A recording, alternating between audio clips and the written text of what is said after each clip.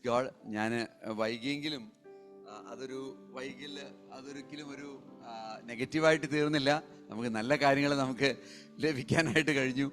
ജയേഷ് അവിടെ പോയതിന് ശേഷമുള്ള ഒരു ചെറിയൊരു ടെസ്റ്റിമണി സംസാരിച്ചു. അല്ലെങ്കിൽ താൻ പറഞ്ഞതായിട്ടുള്ള വചനത്തിൻ്റെ ആഴം അത് എത്രത്തോളം ഉണ്ടെന്നുള്ളത് തന്നെ ഫീൽ ചെയ്യിപ്പിച്ചതുകൊണ്ടാണ് താൻ വീണ്ടും അത് ഇവിടെ പറഞ്ഞത്, അല്ലേ? തീർച്ചയായിട്ടും. അപ്പം അതൊരു നല്ലൊരു കാര്യമായിരുന്നു. അതുപോലെ തന്നെ സാക്ഷ്യം നമ്മൾ കേട്ടു. കർത്താവ് അത്ഭുതകരമായിട്ട് നമ്മുടെ ഓരോരുത്തരെയും സഹായിക്കുന്നു, സംരക്ഷിക്കുന്നു എന്നുള്ളത് വളരെ ആഴത്തിൽ നമ്മൾ ചിന്തിക്കേണ്ടുന്നൊരു വിഷയമാണ്. ഇന്ന് ഞാൻ സംസാരിക്കുന്ന വിഷയം ബിൻ ചേച്ചിയുടെ ആ ഒരു ടെസ്റ്റിമണിയുമായിട്ട് വളരെ ബന്ധപ്പെട്ട ഒരു കാര്യം തന്നെയാണ്. അതുകൊണ്ട് നമുക്ക് ആ ഒരു കാര്യത്തിലേക്ക് നമുക്ക് കടക്കാം. വളരെ ഷോർട്ടായിട്ടുള്ളൊരു മെസ്സേജാണ് ഞാൻ ഇന്ന് സംസാരിക്കാനായിട്ട് ഉദ്ദേശിക്കുന്നത്. ഒരു മിനിറ്റ് നമുക്ക് സമയം തരണം. നമുക്കൊന്ന് പ്രാർത്ഥിക്കാം. ദൈവസന്നിധിയിൽ നമ്മളെ തന്നെ നമുക്കൊന്ന് താഴ്ത്തി സമർപ്പിക്കാം. നമ്മൾ കേൾക്കുന്ന ദൈവവചനം അത് നമ്മളിൽ ക്രിയ ചെയ്യുവാനായിട്ട്, പ്രത്യേകിച്ചും നമ്മൾ കേൾക്കും, പക്ഷെ ആ കേട്ടിട്ട് അതങ്ങനെ തന്നെ അതിന് ചെവി കൊടുക്കാതെ, അല്ലെങ്കിൽ അത് കേട്ടിട്ടത് മറ്റേ ചെവിയിലൂടെ അത് കടന്നു പോകുന്ന ഒരു അവസ്ഥയാണ് പലപ്പോഴും നമ്മുടെ ജീവിതത്തിൽ ഉണ്ടാവാറ്. അങ്ങനെ വരാതെ നമ്മൾ അത് മനനം ചെയ്യുവാനും ഹൃദയത്തിൻ്റെ ഉള്ളിൽ അത് സംഗ്രഹിക്കുവാനും ഇടവന്നാൽ മാത്രമേ അതിനകത്ത് എന്തെങ്കിലും ഒരു പ്രയോജനം ഉള്ളൂ എന്നുള്ളതിന് യാതൊരു സംശയമില്ല. അതുകൊണ്ട് ഇന്ന് ദൈവത്തിൻ്റെ ആ പ്രൊട്ടക്ഷനെ കുറിച്ച് നമുക്ക് ഓർത്ത് പ്രത്യേകം പ്രാർത്ഥിക്കാം. നമ്മുടെയൊക്കെ ജീവിതത്തിൽ പലപ്പോഴും സങ്കീർത്തനം 91, ഞാനതല്ല എടുക്കുന്നത്, 91 നമ്മൾ കടന്നു പോകുമ്പോൾ നമുക്കൊരാശ്വാസമാണ്. ഇന്ന് രാവിലത്തെ ശുശ്രൂഷയിൽ ഒരു ബ്രദർ എന്നോട് പറഞ്ഞത്, വളരെ നാളുകൾക്ക് മുമ്പ് അദ്ദേഹം ഒരു വലിയൊരു പ്രയാസത്തിലൂടെ കടന്നു പോയപ്പോൾ അദ്ദേഹത്തെ വിളിച്ചു വരുത്തി 91 സങ്കീർത്തനം പ്രാർത്ഥിച്ച് അദ്ദേഹത്തിൻ്റെ തലയിൽ കൈവച്ച് പ്രാർത്ഥിച്ച് അങ്ങനെ വിട്ടതുകൊണ്ട് അദ്ദേഹത്തിൻ്റെ ജീവിതത്തിലുണ്ടായ ഒരു ധൈര്യത്തെക്കുറിച്ചും അദ്ദേഹത്തിന് ആ ഒരു സങ്കീർണമായിട്ടുള്ളൊരു പ്രശ്നത്തിൽ നിന്ന് ഒരു വലിയ വിടുതൽ ലഭിച്ചതിനെക്കുറിച്ചും അദ്ദേഹം ഇന്ന് ഒരു സാക്ഷ്യം അവിടെ പറഞ്ഞു. അപ്പോൾ പലപ്പോഴും നമ്മുടെയൊക്കെ ജീവിതത്തിൽ നമ്മൾ ആകസ്മികമായി, നമുക്ക് പറയാൻ പറ്റത്തില്ല ഒരു പ്രശ്നം ഉണ്ടാകുന്നത് എങ്ങനെയാണ്. ചിലപ്പോൾ അത് ആക്സിഡൻ്റൽ ആയിരിക്കും, നമ്മൾ ഉദ്ദേശിക്കാത്ത സമയത്തും സാഹചര്യങ്ങളിലുമായിരിക്കും ഒരു പക്ഷേ പ്രശ്നങ്ങൾ ഉണ്ടാകുന്നത്. പക്ഷേ നമ്മൾ റൂട്ടഡ് ആണെങ്കിൽ, ദൈവവചനത്തിലും ദൈവത്തിലും നമ്മൾ റൂട്ടഡ് ആണെന്ന് പറഞ്ഞാൽ നമ്മൾ വേരൂന്നിയവരാണെങ്കിൽ, അടിസ്ഥാനമുള്ളവരാണെങ്കിൽ, നമുക്കൊരിക്കലും ഇങ്ങനെയുള്ള പ്രയാസങ്ങളെ നമ്മൾക്ക് നേരിടുവാൻ ഒരു പ്രശ്നം നമുക്ക് വരത്തില്ല. ഇതൊരു അടിസ്ഥാനപരമായിട്ടുള്ള ദൈവത്തിൻ്റെ ഒരു വചനം തന്നെയാണ്. മത്തായി സുവിശേഷത്തിൽ അതിൻ്റെ 7-ാമത്തെ അധ്യായത്തിൽ നമ്മളിത് കാണുന്നുണ്ട്. പാറമേൽ വീട് പണിതവനെ കുറിച്ച് ദൈവത്തിൻ്റെ ആത്മാവ് നമ്മളോട് സംസാരിക്കുന്നുണ്ട്. പാറമേൽ വീട് പണിയുക എന്ന് പറഞ്ഞാൽ ക്രിസ്തുവേശു തന്നെ, അല്ലെങ്കിൽ ദൈവത്തിൻ്റെ വചനം അടിസ്ഥാനമിട്ടുകൊണ്ട് നമ്മുടെ ജീവിതത്തെ ക്രമപ്പെടുത്തുവാൻ, നമ്മുടെ ജീവിതത്തെ അടിസ്ഥാനമാക്കി മുന്നോട്ട് കൊണ്ടുപോകുവാൻ നമ്മളൊരു തീരുമാനം എടുത്തിട്ടുണ്ടെങ്കിൽ തീർച്ചയായിട്ടും നമ്മൾ പണിതിരിക്കുന്ന, അല്ലെങ്കിൽ നമ്മൾ ബിൽഡ് ചെയ്യാൻ ശ്രമിക്കുന്ന ഒരു കാര്യവും, ബിസിനസ് ആയിക്കൊള്ളട്ടെ, നമ്മുടെ ലൈഫ് ആയിക്കൊള്ളട്ടെ, നമ്മുടെ കരിയർ ആയിക്കൊള്ളട്ടെ, നമ്മുടെ എന്ത് വിഷയമായിക്കൊള്ളട്ടെ, അവിടെ ദൈവത്തിന് ഒരു കൈയുണ്ട്. സ്തോത്രം. അല്ലെങ്കിൽ അത് മണലിൽ വീട് പണിതവനെ പോലെ ആയിരിക്കും. അത് കാറ്റടിച്ചു, മഴ പെയ്തു, വെള്ളപ്പൊക്കമുണ്ടായി, അല്ലേ, വലിയ പ്രശ്നം ആയിരിക്കും അവിടെ സംഭവിക്കുന്നത്. നമുക്ക് ഇന്ന് ഞാൻ ഉദ്ദേശിക്കുന്ന ഒരു ടോപ്പിക് എന്ന് പറയുന്നത് ദൈവത്തിൻ്റെ 3 പ്രത്യേകമായിട്ടുള്ള വാഗ്ദാനങ്ങൾ നമ്മൾ സഫർ ചെയ്യുന്ന, അല്ലെങ്കിൽ നമ്മൾ വളരെ ബുദ്ധിമുട്ടുകളിലൂടെയും പ്രയാസങ്ങളിലൂടെയും നമുക്കൊന്നും ചെയ്യാൻ കഴിയില്ല എന്ന് ചിന്തിക്കുകയൊക്കെ ചെയ്യുന്ന വ്യക്തി ജീവിതങ്ങളോട് ദൈവത്തിനൊരു 3 പ്രോമിസസ് ദൈവത്തിന് പറയാനുണ്ട്. ആ 3 പ്രോമിസസ് വളരെ സിമ്പിളായിട്ടുള്ള കാര്യമാണ്, ടോപ്പിക്കാണ്. അതുകൊണ്ട് ഇപ്പോൾ 12:05 ഞാൻ എത്രയും പെട്ടെന്ന് തന്നെ അതിനെക്കുറിച്ച് അത് പറഞ്ഞ് അതവിടെ അവസാനിപ്പിക്കാം. പക്ഷേ നിങ്ങൾ നിങ്ങളുടെ ഹൃദയത്തിൻ്റെ ഉള്ളിൽ ഓരോ വാക്കുകളും അല്ലെങ്കിൽ ഓരോ കാര്യങ്ങളും അത് മനനം ചെയ്യണം, അല്ലെങ്കിൽ അത് ഗ്രാഹ്യമാക്കി എടുക്കുവാനായിട്ട് നിങ്ങളൊന്ന് ശ്രമിക്കണം. റോമർ 5:8 നമ്മൾ വായിക്കുന്ന ഒരു പ്രത്യേകതയുള്ളൊരു ഒരു കാര്യമുണ്ട്. ദൈവം കർത്താവായിട്ടുള്ള യേശു ക്രിസ്തു നമ്മൾക്ക് വേണ്ടി മരിച്ചവനാണ്. ക്രിസ്തുവോ നാം പാപികളായിരിക്കുമ്പോൾ തന്നെ നമുക്ക് വേണ്ടി അവൻ മരിച്ചു. അങ്ങനെ ദൈവം തനിക്ക് നമ്മോടുള്ള സ്നേഹത്തെ പ്രദർശിപ്പിച്ചു. ഇതൊരു കീ വേഴ്സാണ്. ദൈവസ്നേഹമാണ് നമ്മൾ ഇവിടെ കാണുന്നതായിട്ടുള്ള വാക്യം. C.S. ലൂയിസ് എന്ന് പറയുന്ന ഒരു ദൈവദാസൻ നമുക്ക് കേട്ടിട്ടുണ്ടാവും നിങ്ങൾ. അദ്ദേഹം എനിക്ക് തോന്നുന്നു, അദ്ദേഹമാണ് സ്പർജനാണോ എന്ന് എനിക്ക് എക്സാക്ട്ലി അറിയത്തില്ലെങ്കിൽ തന്നെയും ഞാൻ വിചാരിക്കുന്നത് C.S. ലൂയിസ് തന്നെയാണെന്ന് തോന്നുന്നു. അദ്ദേഹം ഒരു നിരീശ്വരവാദിയായിരുന്നു അല്ലേ പ്രേം? അദ്ദേഹം നിരീശ്വരവാദിത്വം തെളിയിക്കുവാൻ വേണ്ടിയിട്ടാണ് സത്യത്തിൽ ബൈബിള് നോക്കാനായിട്ടും ബൈബിളിനെ പഠിക്കാനായിട്ടും ശ്രമിച്ചത് എന്നുള്ളത് നമ്മൾ ഹിസ്റ്ററിയിൽ, ചരിത്രത്തിൽ നമ്മൾ വായിക്കുന്നുണ്ട്. എന്നാൽ അദ്ദേഹം വളരെ ശക്തനായിട്ടുള്ള ദൈവവിശ്വാസിയായിട്ട് തീർന്ന ഒരു വ്യക്തിയാണ്.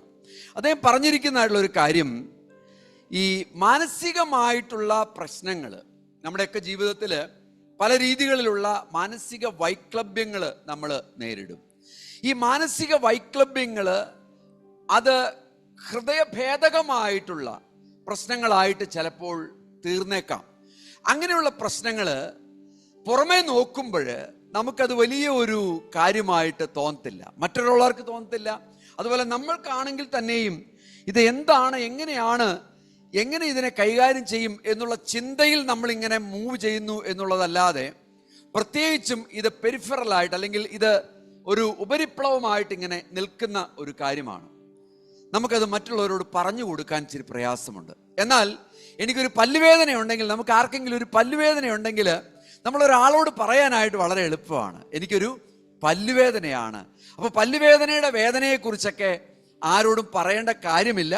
അത് വളരെ വ്യക്തമായിട്ട് നമുക്കറിയാം, ഭയങ്കര വേദന തന്നെയാണ് എന്നുള്ളത് നമുക്കും മനസ്സിലാകും. പക്ഷേ ഹൃദയത്തിൻ്റെ വേദനകൾ മറ്റുള്ളവരോട് പങ്കിടുക എന്ന് പറഞ്ഞാൽ അത് വളരെ ബുദ്ധിമുട്ട് പിടിച്ച ഒരു കാര്യമാണ്. ശരിയല്ലേ? നിങ്ങളൊന്ന് ചിന്തിച്ച് നോക്കിയാട്ടെ. അപ്പോൾ ഇത് നമ്മുടെ ജീവിതത്തിൽ ചിന്തിക്കേണ്ടുന്ന ഒരു വിഷയമാണ്.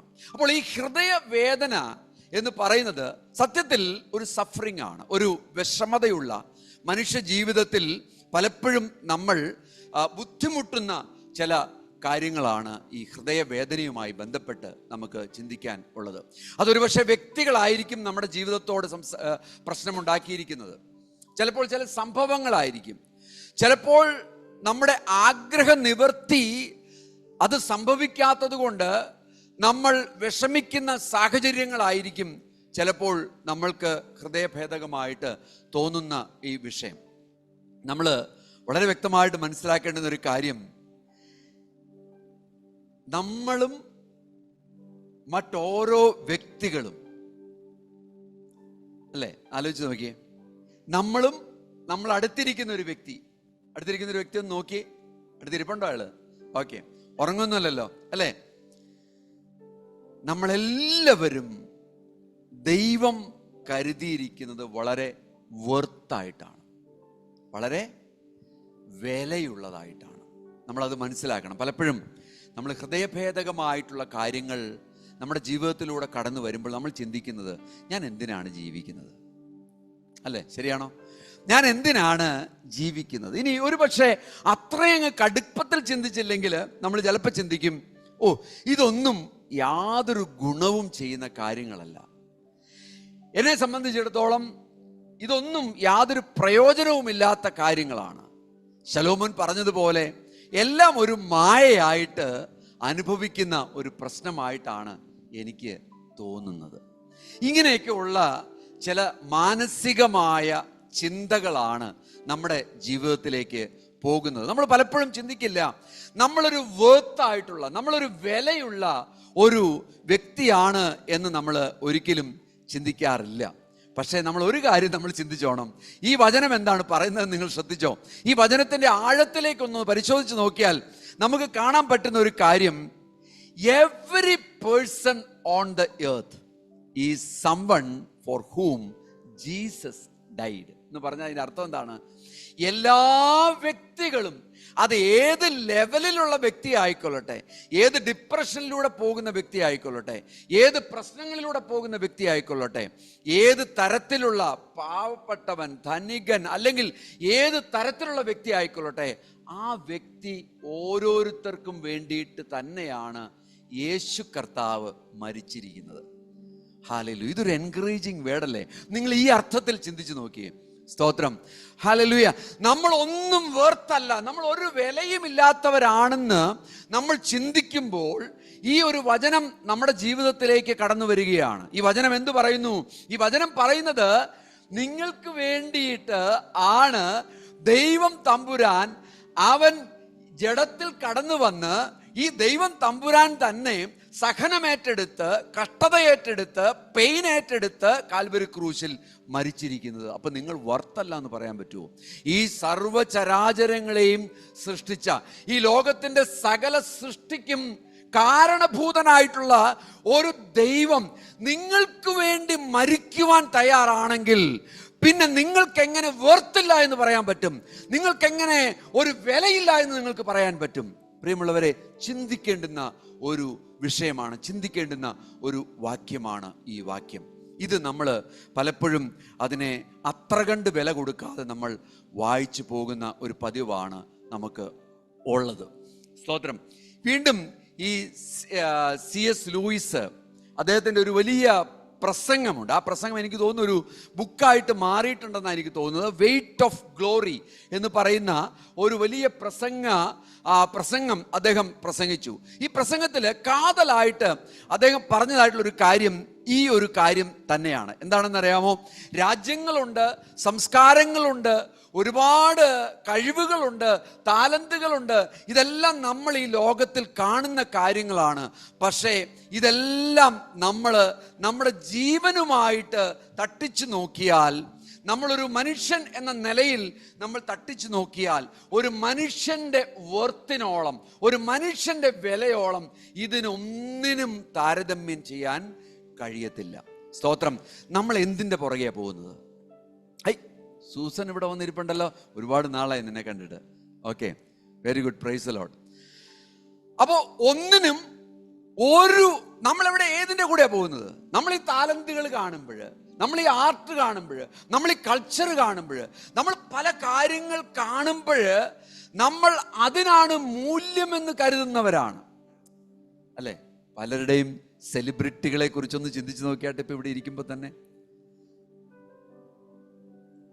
നമ്മുടെ സെലിബ്രിറ്റിയുടെ സ്ഥാനത്ത് യേശുക്രിസ്തു ഒരു നായകനായിട്ട്, ഒരു ഹീറോ ആയിട്ട് നമ്മുടെ ജീവിതത്തിലൊക്കെ വരാറുണ്ടോ? അതോ സൺഡേ മാത്രം ഓ കർത്താവേ എന്ന് പറഞ്ഞിട്ട് സൺഡേ മാത്രം കരങ്ങൾ രണ്ടും ഒക്കെ പൊക്കി നമ്മൾ ഭയങ്കരമായിട്ട് ആരാധിക്കുകയും അന്നേരം നമ്മുടെ ഹീറോ ആരാണ്? യേശുക്രിസ്തുവാണ്. സൺഡേ കഴിഞ്ഞ് മൺഡേ മുതൽ സാറ്റർഡേ വരെ നമ്മുടെ ഹീറോ ആരാണ്? മോഹൻലാലും മമ്മൂട്ടിയും അല്ലേ ഒക്കെയാണ്. എനിക്ക് ജാക്കി ചാനെ ഭയങ്കര ഇഷ്ടമാണ്. ജാക്കി ചാൻ്റെ ഇഷ്ടപ്പെടാനുള്ള കാര്യം എന്ന് പറഞ്ഞാൽ അദ്ദേഹത്തിൻ്റെ ഈ കരാത്തെ, അദ്ദേഹത്തിൻ്റെ ആ ഒരു എന്താണ് സ്കിൽസ് അദ്ദേഹം കാണിക്കുന്നതും അത് ഒറിജിനലാണ്. അദ്ദേഹം ഒറിജിനലായിട്ട് തന്നെയാണ് ഈ സിനിമകളിൽ ചെയ്യുന്നതെന്നാണ് ഞാൻ കേട്ടേക്കുന്നത്, ഞാൻ വായിച്ചിരിക്കുന്നത്. അദ്ദേഹത്തിന് ഡ്യൂപ്പ് വേണ്ട എന്നുള്ളതാണ് ഞാൻ കേട്ടിരിക്കുന്നത്. അപ്പോൾ അദ്ദേഹത്തിനൊരു സ്കില്ലുണ്ട്. അപ്പോൾ അദ്ദേഹത്തിൻ്റെ ആ സ്കില്ലൊക്കെ കാണുമ്പോൾ എനിക്ക് വളരെ പണ്ട് കുറച്ച് നാളുകൾക്കൊക്കെ മുമ്പ് വരെ തന്നെയും എനിക്കത് വളരെ സ്കിൽഫുള്ളായിട്ട് തോന്നിയിട്ടുണ്ട്. നമ്മുടെയൊക്കെ സെലിബ്രിറ്റീസ്, നമ്മളെയൊക്കെ മോഡലായിട്ട് നിൽക്കുന്ന വ്യക്തി ആരാണ്? നമ്മൾ എന്തിനാണ് മൂല്യം നമ്മുടെ ജീവിതത്തിൽ കൊടുത്തിരിക്കുന്നത് എന്നൊന്ന് ചിന്തിച്ച് നോക്കിയാട്ടെ. സ്തോത്രം.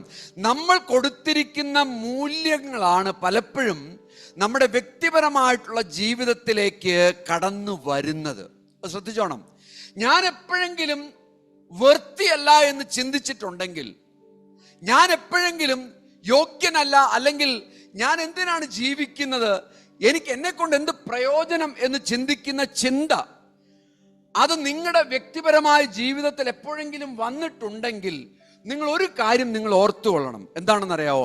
നിങ്ങൾ കൊടുത്തിരിക്കുന്ന മൂല്യങ്ങൾക്ക് എവിടെയോ ഒരു പ്രശ്നം വന്നിട്ടുള്ളത് കൊണ്ടാണ് നിങ്ങൾക്ക് നിങ്ങളെ തന്നെ മൂല്യം കൊടുക്കുവാൻ കഴിയാത്തത്. പറഞ്ഞത് മനസ്സിലായോ?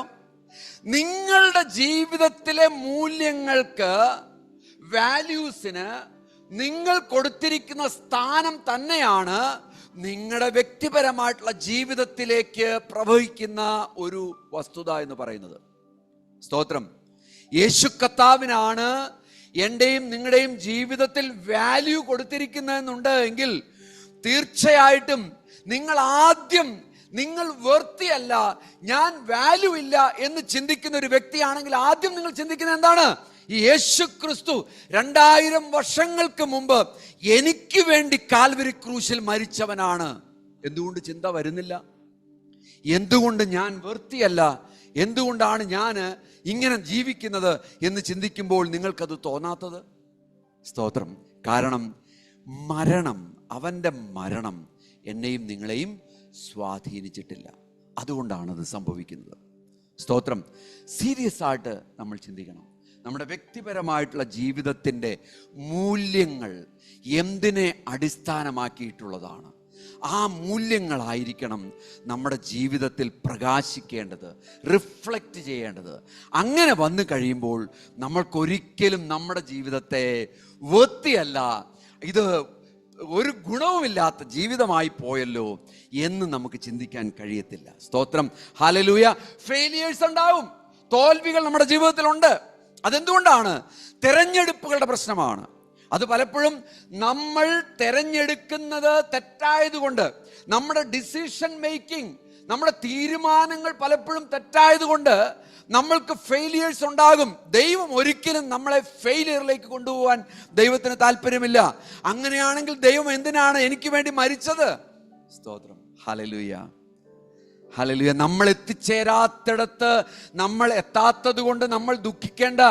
ദൈവത്തിന് നമ്മളെക്കുറിച്ചൊരു പർപ്പസ് ഇല്ലായിരുന്നെങ്കിൽ അവൻ എനിക്കും നിങ്ങൾക്കും വേണ്ടി രക്തം ചിന്തില്ല. Praise God. ചിന്തിച്ചു നോക്കി, ഈ ലെവലിൽ നമ്മുടെ ജീവിതത്തെ നമ്മളൊന്ന് ചിന്തിച്ചു നോക്കിയാട്ടെ. ഇനി ഞാൻ 1-2 കാര്യങ്ങൾ പറയാം. ഒന്നാമത്തെ പ്രധാനപ്പെട്ട കാര്യം, നമ്മുടെ ഈ സഫറിങ്ങും, നമ്മൾ ഇതുപോലെ മാനസികമായിട്ടുള്ള പ്രശ്നങ്ങളിലൂടെ നമ്മൾ കടന്നു പോകുന്നു എന്ന് ചിന്തിക്കുമ്പോഴും നമ്മൾ ചിന്തിക്കേണ്ടുന്ന ഒന്നാമത്തെ കാര്യം ഞാനിപ്പോൾ പറഞ്ഞ ഒരു കാര്യമാണ്. അത് ശ്രദ്ധിച്ചോണം. അതിൻ്റെ ഇംഗ്ലീഷ് ഞാൻ വായിക്കാം. You and every person you know is someone of inestimable worth എന്ന് പറഞ്ഞാൽ, കർത്താവായിട്ടുള്ള യേശു ക്രിസ്തു എനിക്കും നിങ്ങൾക്കും വേണ്ടി കാൽവരി ക്രൂശിൽ യാഗമായി എന്നെയും നിങ്ങളെയും ദൈവ മകനാകുവാനും മകളാകുവാനും അവൻ തെരഞ്ഞെടുത്തിട്ടുണ്ട് എങ്കിൽ, നമ്മൾ ഓരോരുത്തരും, നമ്മൾ കാണുന്ന ഓരോ വ്യക്തികളും, നമ്മൾ സംസാരിക്കുന്ന ഓരോ വ്യക്തികളും, നമ്മുടെ അടുത്തിരിക്കുന്ന ഓരോ വ്യക്തികളും നമ്മൾ ഉൾപ്പെടെ വളരെ വിലയുള്ളവരാണ്. സ്തോത്രം. ഒന്ന് പറഞ്ഞേ, തലയിൽ കൈവച്ചിട്ടൊന്ന് പറഞ്ഞാട്ടെ, ഞാൻ വിലയുള്ള വ്യക്തിയാണ്. സ്തോത്രം. അടുത്തിരിക്കുന്ന ഒരാൾക്ക് കരം കൊടുത്തിട്ടൊന്ന് പറഞ്ഞേ, നിങ്ങൾ വിലയുള്ള ഒരു വ്യക്തിയാണ്. സ്തോത്രം. നിങ്ങൾ ഒരു വിലയുള്ള ഒരു വ്യക്തിയാണ്. സ്തോത്രം. ഹല്ലേലൂയ. രണ്ടാമത്തെ കാര്യത്തിലേക്ക് ഞാൻ കടക്കാൻ പോവുകയാണ്. വളരെ സിമ്പിളാണ്. ഞാൻ പറഞ്ഞല്ലോ, മെസ്സേജ് വളരെ സിമ്പിളാണ്. നമ്മൾ തോട്ട് പ്രോസസ്സ് നിങ്ങൾ വീട്ടിൽ ചെന്നിട്ടിരുന്ന് നിങ്ങൾ ഇതിനെക്കുറിച്ച് ചിന്തിക്കുമ്പോൾ മാത്രമേ നിങ്ങൾക്ക് ഇതിൻ്റെ ആഴത്തെ കുറിച്ച് മനസ്സിലാക്കാൻ പറ്റത്തുള്ളൂ. ഒന്ന്, നിങ്ങൾ സഫറിങ്ങിലൂടെ കടന്നു പോകുമ്പോൾ നിങ്ങൾ വിലയില്ലാത്തവരാണെന്ന് ചിന്തിക്കുന്ന ഒരു സ്വഭാവം നിങ്ങളുടെ ജീവിതത്തിലേക്ക് ഓട്ടോമാറ്റിക്കായിട്ട് കടന്നു വരുന്നുണ്ട്. അങ്ങനെ കടന്നു വരുന്നുണ്ടെങ്കിൽ നിങ്ങൾ ചിന്തിക്കേണ്ടുന്നത് റോമർക്ക് എഴുതിയ ലേഖനം 5:8 കർത്താവ് എനിക്ക് വേണ്ടി മരിച്ചെങ്കിൽ ഞാൻ വിലയില്ലാത്തവനല്ല.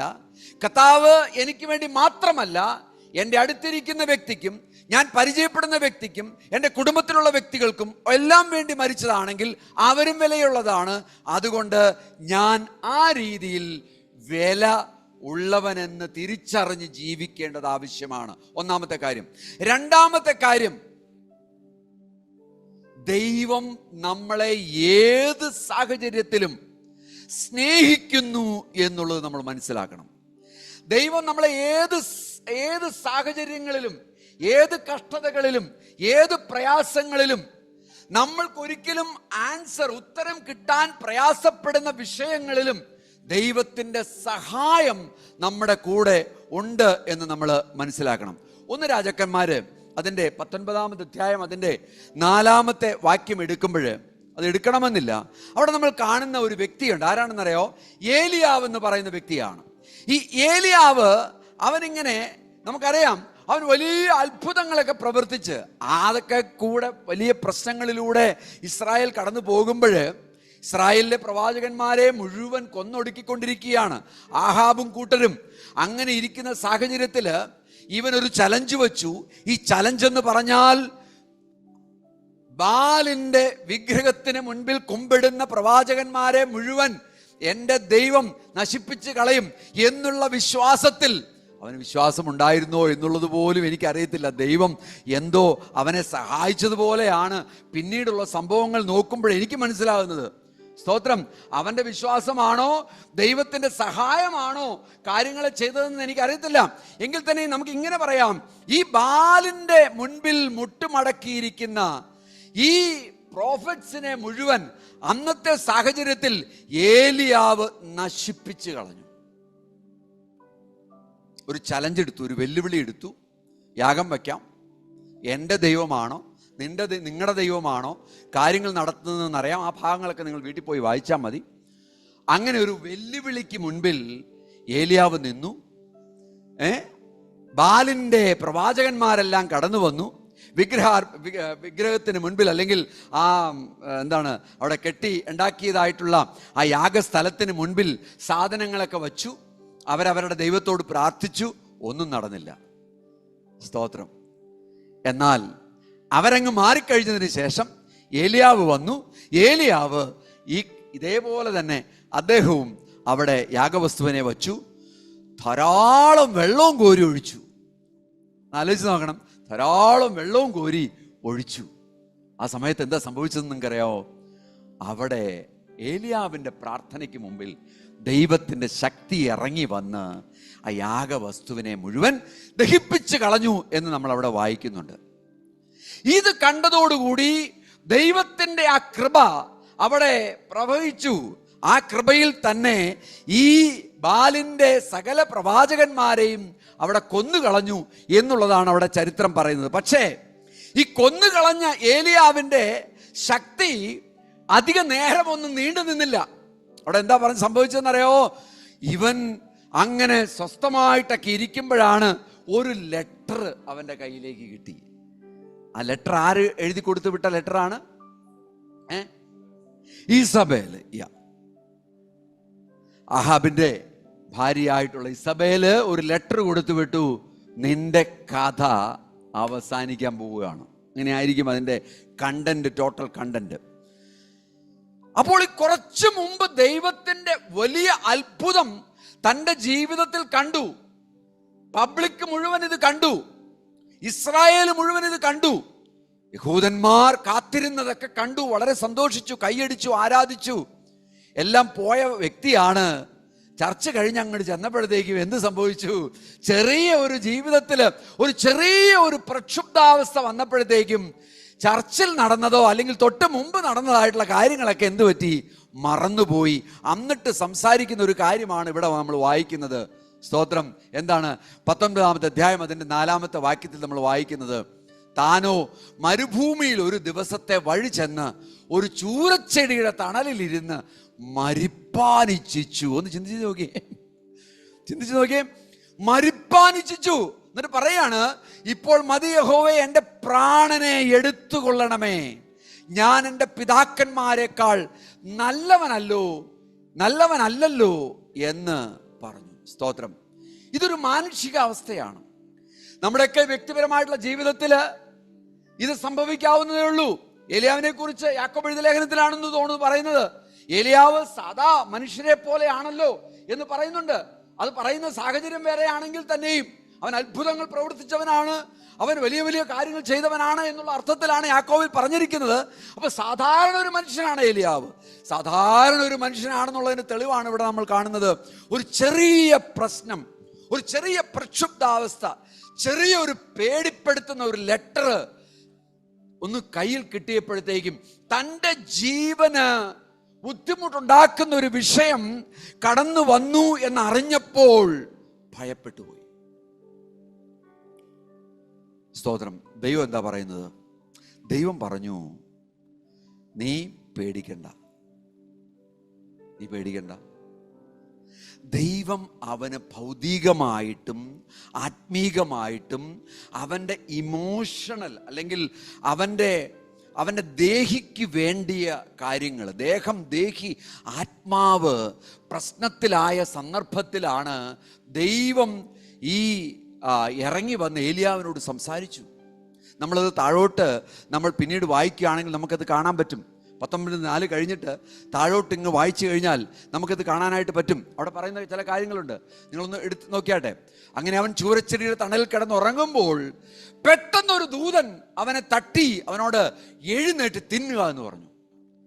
ഒരുപാട് ദിവസം, ഒരു ദിവസത്തെ യാത്ര ചെയ്താണ് വന്നിരിക്കുന്നത്, ഒന്നും കഴിച്ചിട്ടില്ല. അവൻ ആദ്യം വേണ്ടത് എന്താണ്? ആദ്യം വേണ്ടത് ഭക്ഷണമാണ്. ആദ്യം ദൈവത്തിൻ്റെ വചനമല്ല ആവശ്യം, ആദ്യം വേണ്ടത് അവന് ഭക്ഷണമാണ്. കുഴപ്പമില്ല ബ്രദറെ, സന്തോഷമായിട്ടിരിക്കുക. ഭക്ഷണം കഴിക്കാതെ 2 ദിവസമായിട്ടിരിക്കുന്ന ഒരാളോട് നമ്മൾ പറയുന്ന സ്റ്റേറ്റ്മെൻറ്റ് ഇങ്ങനെയാണെങ്കിൽ അവൻ എന്തായിരിക്കും തിരിച്ചു പറയുന്നത്? ബ്രദറെ, ഒരു ബ്രെഡെങ്കിലും മേടിച്ചതാ, എന്നിട്ട് ബ്രദർ ഇത് പറഞ്ഞാൽ മതി എന്നല്ലേ പറയുള്ളൂ. തീർച്ചയായിട്ടും ദൈവത്തിന് ഇങ്ങനെയുള്ള വിസ്ഡമൊന്നും ആരും ഓതിക്കൊടുക്കേണ്ട കാര്യമൊന്നുമില്ല. ദൈവത്തിന് അറിയാം ഇവൻ ഒരു ദിവസം മുഴുവൻ നടന്നു എന്ന് പറയാൻ പറ്റത്തില്ല. ഇവൻ ഓടിയിട്ട് മരുഭൂമിയിലാണ് കിടക്കുന്നത്, ഒരു ചൂരച്ചെടിയുടെ കീഴിലാണ് കിടക്കുന്നത്. ചൂരച്ചെടി എന്ന് പറഞ്ഞാൽ എത്രത്തോളം വലിപ്പമുണ്ടെന്ന് എനിക്കറിയത്തില്ല. നല്ല വെയിലത്ത്. അപ്പൊ ദൈവം എന്ത് ചെയ്തു? തട്ടി ഉണർത്തിയിട്ട് പറഞ്ഞു, എടാ എഴുന്നേക്ക്, തിന്നാൻ പറഞ്ഞു. സാധനം കൊണ്ടുവച്ചേക്കുക, തിന്നാൻ പറഞ്ഞു. എന്നിട്ട് എന്ത് സംഭവിച്ചു? അവൻ ഉണർന്നു നോക്കിയപ്പോൾ കനലിന്മേൽ ചുട്ട ഒരടയും ഒരു തുരുത്തി വെള്ളവും തലക്കിലിരിക്കുക. സ്തോത്രം. നമ്മുടെ വ്യക്തിപരമായിട്ടുള്ള ജീവിതത്തിൽ ഒരു ആവശ്യം നേരിട്ടിരിക്കുക. നമുക്ക് ഒരു പ്രയാസത്തിലൂടെ നമ്മൾ കടന്നുപോയി, നമ്മൾ ഓടി, നമ്മൾ ആ പ്രശ്നത്തിൽ നിന്ന് അതിനെ ഫേസ് ചെയ്യാൻ കഴിയാതെ നമ്മൾ ഓടി. ഏറ്റവും വലിയ തെറ്റ്. വലിയ പ്രവാചകനാണ്, ദൈവദാസനാണ്, എല്ലാ ദിവസവും ക്വയറ്റ് ടൈം എടുക്കുന്ന വ്യക്തിയാണ്. പക്ഷെ നമ്മൾ ഓടിയിരിക്കുകയാണ്. വചനത്തിന്റെ മുമ്പിൽ നിന്ന് ഓടി, ദൈവത്തിൽ നമ്മൾ ഓടി. നമ്മുടെ സ്വഭാവം അങ്ങനെയാണോ? ആലോചിച്ച് നോക്കിയേ, നമ്മൾ എങ്ങനെയാണ് ഒരു പ്രശ്നത്തെ നേരിടുന്നത് പ്രിയമുള്ളവരെ. സ്തോത്രം. ദൈവനെ കുറ്റമൊന്നും വിധിച്ചില്ല. നിങ്ങൾ ഓടിയാലും, നിങ്ങൾ തളർന്ന് ദൈവത്തോട് മുൻപ് ഏലിയാവ് പറഞ്ഞതുപോലെ ഇനി എങ്ങനെ അങ്ങ് തട്ടിയേരെ ദൈവമേ, ഇനി എനിക്ക് ജീവിക്കേണ്ട ദൈവമേ എന്ന് പറഞ്ഞാലും ദൈവം ഒരിക്കലും നിങ്ങളെ മാനിക്കാത്തവനല്ല. സ്തോത്രം. ഹല്ലേലൂയ. ദൈവം നിങ്ങളുടെ കൂടെയുണ്ട്. അവൻ നിങ്ങളുടെ ആവശ്യം ഇന്നതെന്നറിഞ്ഞ്, ഇപ്പോൾ നിങ്ങളുടെ ആവശ്യം ഫുഡാണെങ്കിൽ ആ ഫുഡ് നിങ്ങളുടെ മുൻപിലേക്ക് എത്തും, വെള്ളമാണെങ്കിൽ ആ വെള്ളം നിങ്ങളുടെ മുൻപിലെത്തും. എന്നിട്ട് ദൈവം തട്ടി ഉണർത്തും. നിങ്ങൾ ഉറങ്ങുന്നവനാണെങ്കിൽ ദൈവം തട്ടി ഉണർത്തിയിട്ട് പറയും, മോനെ കുടിക്ക്, മോനെ തിന്ന്. സ്തോത്രം. നമ്മളും കുടിക്കുകയും ചെയ്യും, തിന്നുകയും ചെയ്യും. ഇതൊക്കെ ദൈവത്തിൻ്റെ ജോലിയാണ്. ഞാൻ തിന്നു, ഞാൻ കുടിച്ചു, പിന്നെയും കിടന്നുറങ്ങും. സ്തോത്രം. നമ്മുടെയൊക്കെ ജീവിതത്തിൽ സംഭവിക്കുന്ന രണ്ടാമത്തെ ഒരു ഇഷ്യൂ എന്ന് പറഞ്ഞാൽ, പലപ്പോഴും നമ്മൾ വിചാരിക്കുന്ന എന്നാ വെച്ച് കഴിഞ്ഞാൽ, നമ്മൾ രക്ഷിക്കപ്പെട്ട് സ്നാനപ്പെട്ട് അന്യഭാഷയൊക്കെ പറഞ്ഞ് എല്ലാ ദിവസവും ചർച്ചിലൊക്കെ വന്ന് സ്തോത്രകാഴ്ചയൊക്കെ ഇട്ട് സന്തോഷമായിട്ട് പോകുന്നതാണ്. ഇനി നമ്മുടെ ജീവിതത്തിന്റെ കാര്യമൊക്കെ ആര് നോക്കണം? സൂസൻ, ദൈവം നോക്കിക്കോണം. മര്യാദയ്ക്ക് കാര്യങ്ങളൊക്കെ ദൈവം നടത്തിക്കോണം. ഇങ്ങനെയുള്ള ആറ്റിറ്റ്യൂഡുള്ളവരും ഉണ്ട് നമ്മുടെ മധ്യത്തിൽ, ഇല്ലേ? ശരിയാണോ എന്നെനിക്കറിയത്തില്ല. സ്തോത്രം. ഇതെല്ലാം കഴിച്ച് ഒരു നന്ദി പോലും ഇല്ല, ഒന്ന് മുട്ടുകുത്തി കർത്താവേ നീ ഇത്രത്തോളം എന്നെ സഹായിച്ചല്ലോ എന്നൊന്ന് പറയുന്ന ഒരു സ്റ്റേറ്റ്മെന്റ് ഒന്നും അവിടെ കണ്ടില്ല. ഇത് കഴിച്ച് വെള്ളവും കുടിച്ച് നല്ല സൂപ്പറായിട്ട് അവൻ അങ്ങനെ ഇരിക്കുന്നു, അവൻ കിടന്നുറങ്ങി. അപ്പൊ പിന്നെ എന്ത് സംഭവിച്ചു?